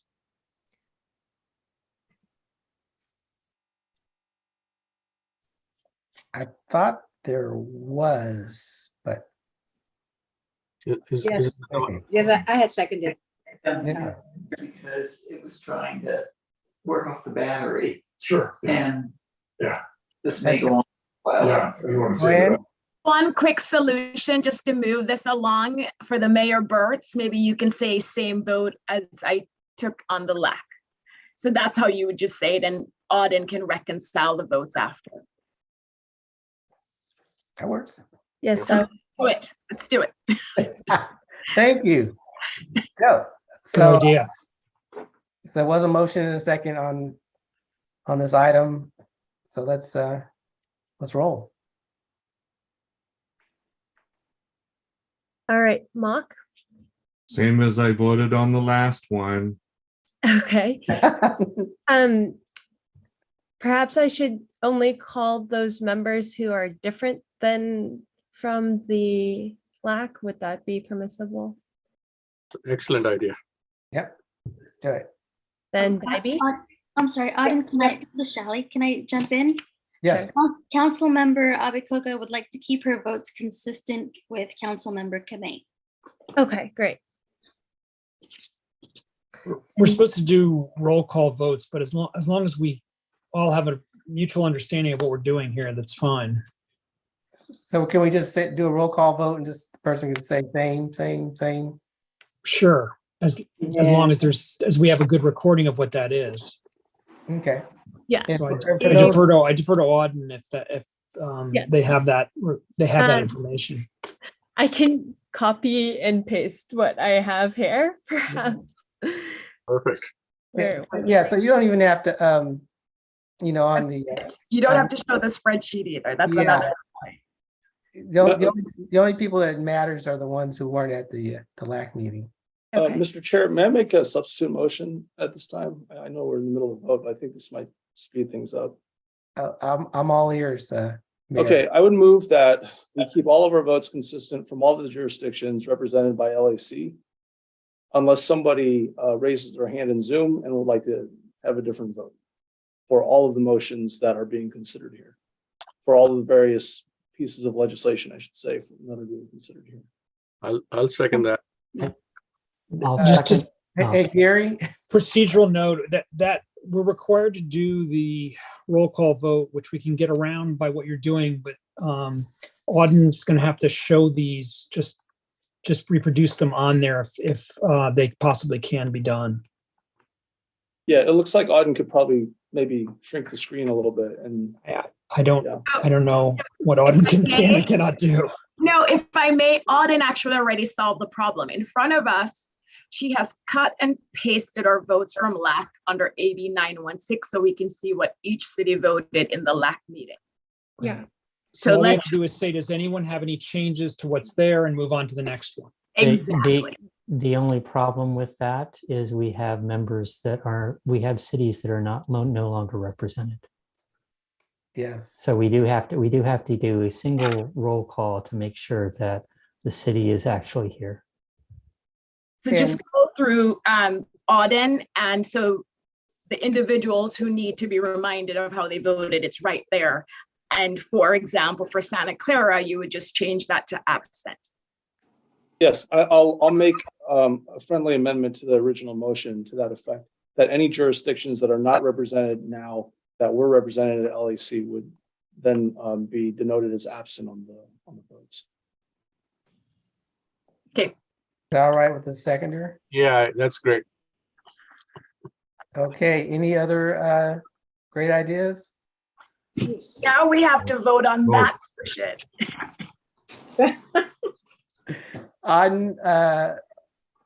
Can you take a roll call, individual roll call vote on the motion to change the process? Okay, And I'm sorry, what is that? I'm sorry, just to clarify, Chair. Yes. The motion I'm putting forward is an omnibus to accept all of them as they were voted upon at LAC. So I think it wouldn't be changing the procedure. It would actually just be accepting all of the votes out as they were voted in LAC per jurisdiction to the board approval or, vote on these particular pieces of legislation. So there shouldn't be, I think, if this motion passes, I don't think there would be subsequent, motions for each individual piece of legislation. Yeah, I appreciate that clarification, Mayor. You have your phone?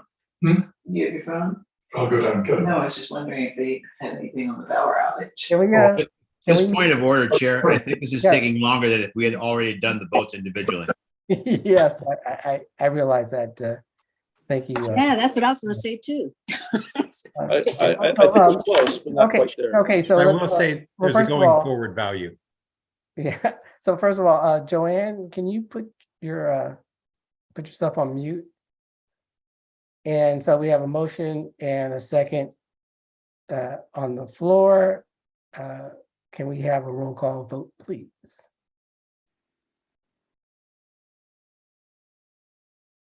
And Auden, I want to make sure you understand what the motion is.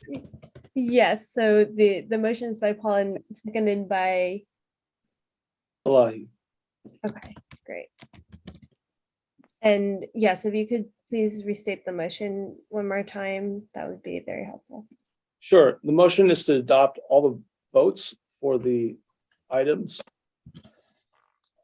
as they were voted upon at the LAC, with the exception of the jurisdictions no longer represented. Okay.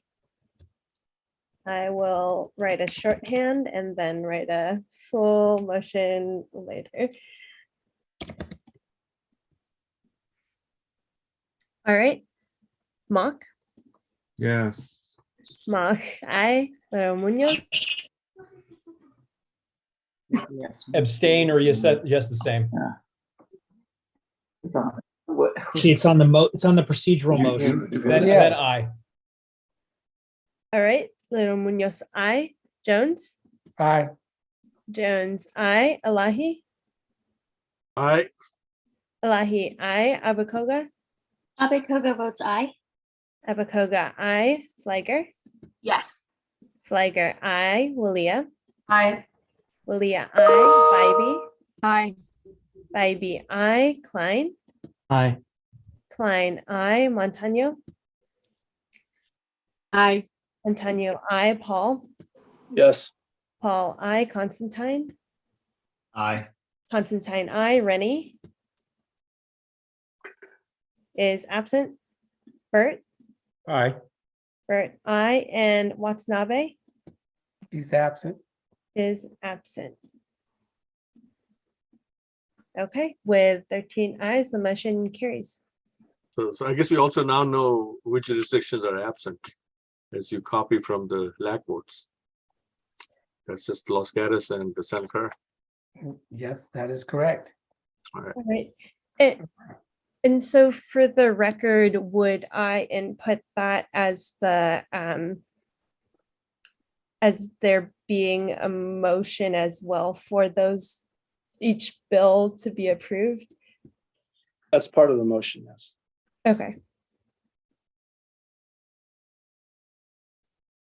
So that's it for the LAC report, President Jones. Thank you. Wow, thank. I say, Bert, this is for the future meetings. You put in some I work will on that say one. there was We only spent more one, time on that. I agree. That's I will bureaucracy at really work. say there's only been one bill that I'm aware of where the vote was different between the LAC committee and the board. So it has happened where representatives took a different vote. But this is something for the future. So thank you. Thank you, and that's something we can add to Joys and Challenges, the joy of having this shared experience together, going through that. All right. The next item is the City Managers Association update, and someone who's been working hard today. Remind me to tell your boss to give you a raise. Zane Barnes is going to give that update. Thank you very much. The City Managers Association met on Wednesday, August 10th. A summary of some of the things that were covered is there was a discussion on a draft JPA for the Cities Association, and there was concern about the dues being relating to the JPA, which could raise the dues higher than what some cities pay for the League of California Cities. There's also discussions on HR issues for the Cities Association moving forward. Jennifer McGuire mentioned that the City of San Jose would assist in the recruitment for the new executive director for the Cities Association. There's also a plan to invite the interim executive director to the next meeting to discuss issues on the JPA and HR issues. There was a discussion on COVID and the numbers going down, but how monkeypox cases are rising slowly. And some cities noted that they have not returned to the office and remain at 100% virtual. Paul Mitchell discussed the changing landscape of California municipal redistricting, and there was discussion of the October 20th, tomorrow's department head forum in Palo Alto, focusing on emerging leaders, what they should expect in recruitment for senior roles, and speed coaches will be provided by various cities, including the City of San Jose.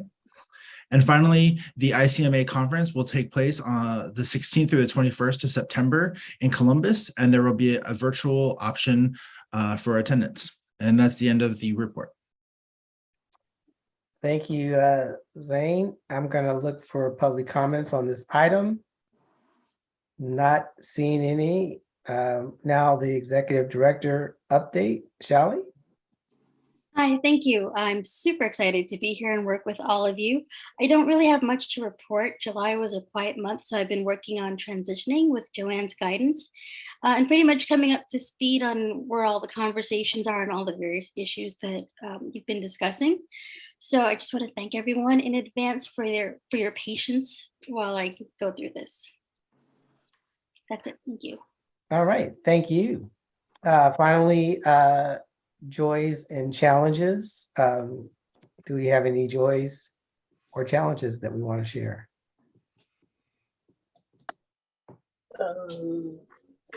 Mayor Walea. Thank you, President Jones. I think I want to share a joy that I heard before we started the 6 o'clock LAC meeting. Some of us spent just a few minutes yesterday together in the clean energy meeting. I'm being silly. We had a long meeting. But really, seriously, the joy is when we have these meetings with across the county elected officials. I personally find there's a lot that I can learn just from the discussions we have on different items, even when we disagree. And I sincerely believe I have found both these groups, Silicon Valley Clean Energy as well as Cities Association, even with very diverse and divergent viewpoints at times, both the groups are very respectful. And I think that is a joy that carries, that I carry with me, and I wish we could take it, I will speak for myself, would carry it more when we do such intense work within our own city. So it's a joy to be with everybody here, as it was last night. Thank you. Thank you. Any other joys or challenges? Yeah, I'm just curious how many people are running this time around. I know I am, so I'm trying to figure out how many of Me us are too. in the same post. I'm ready for mayor, so for the city of Milpitas. All right, good luck, guys. Thank you. And I'm ready for the hills. Yeah. I like your background too. Yeah, thank you. Thank Nice. you. Actually, I have lines in the background, so I might be running from them too. Any other joys or challenges? Mayor Paul. I wanted to run for the hills, but I got roped into running for our K-8 school board. So filed for that yesterday. Thank you for sharing. Any others? Mayor Klein. Didn't want to extend this longer, but I'll just be very short. I was chosen as a Bloomberg Harvard mayor last month, and a few weeks ago was in New York City for 4 days, with 40 mayors from around the world. And from my standpoint, it was energizing, it was refreshing, it was seeing that the challenges we face here in Silicon Valley are not as big as some of the challenges faced internationally in some of the cities or even elsewhere in the US. I do think that, we have our challenges, but it did give me a certain amount of perspective, and it kind of lays down a process for working with Bloomberg Harvard leadership initiative for the next year. It's a great opportunity for our city, but I think, the biggest thing was exactly that, what was said earlier. It's meeting with other mayors and getting different perspectives, because whatever city you go to, there's only one mayor at any given time. And, it's a lot of responsibility put on your shoulders, but, it's actually a great opportunity. And, I was happy to get the chance to meet Mike Bloomberg and it's kind of starting this year of learning in partnership with Bloomberg Harvard, and our city manager and assistant city manager end up going there next week. So it's an interesting sort of class, but I just wanted to give that quick update. And if you get a chance to look, I interviewed with Silicon Valley Leadership Group last week, and I think they pushed that interview out. So anyway, just wanted to give you that quick update. It's been really good for me to take a step back after 2 years of COVID. So thank you. Thank you, and congratulations. Hopefully they gave you some tips on how to address the crow issue.